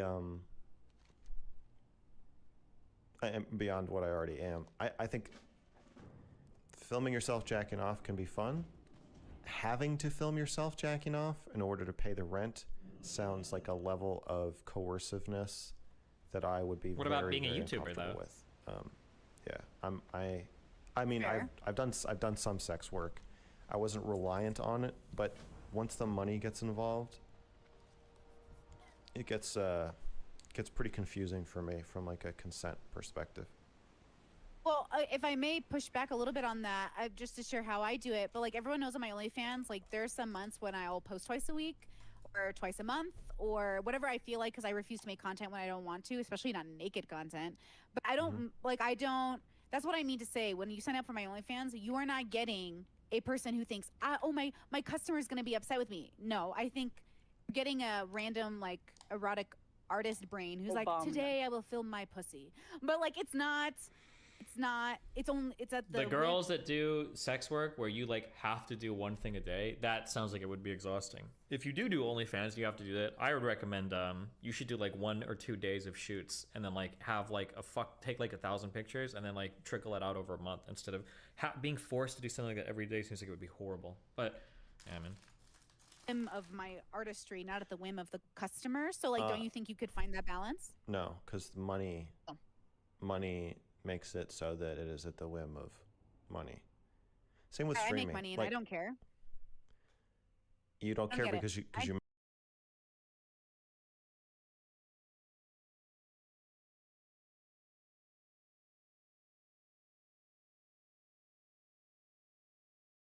you're making enough money, but if you start to not make enough money, or it turns out I found Mr. Girl's notion insightful that Brittany was crossing some sexual boundaries by being so aggressively open about sex opinion. I'm gonna have you interpret this answer very carefully.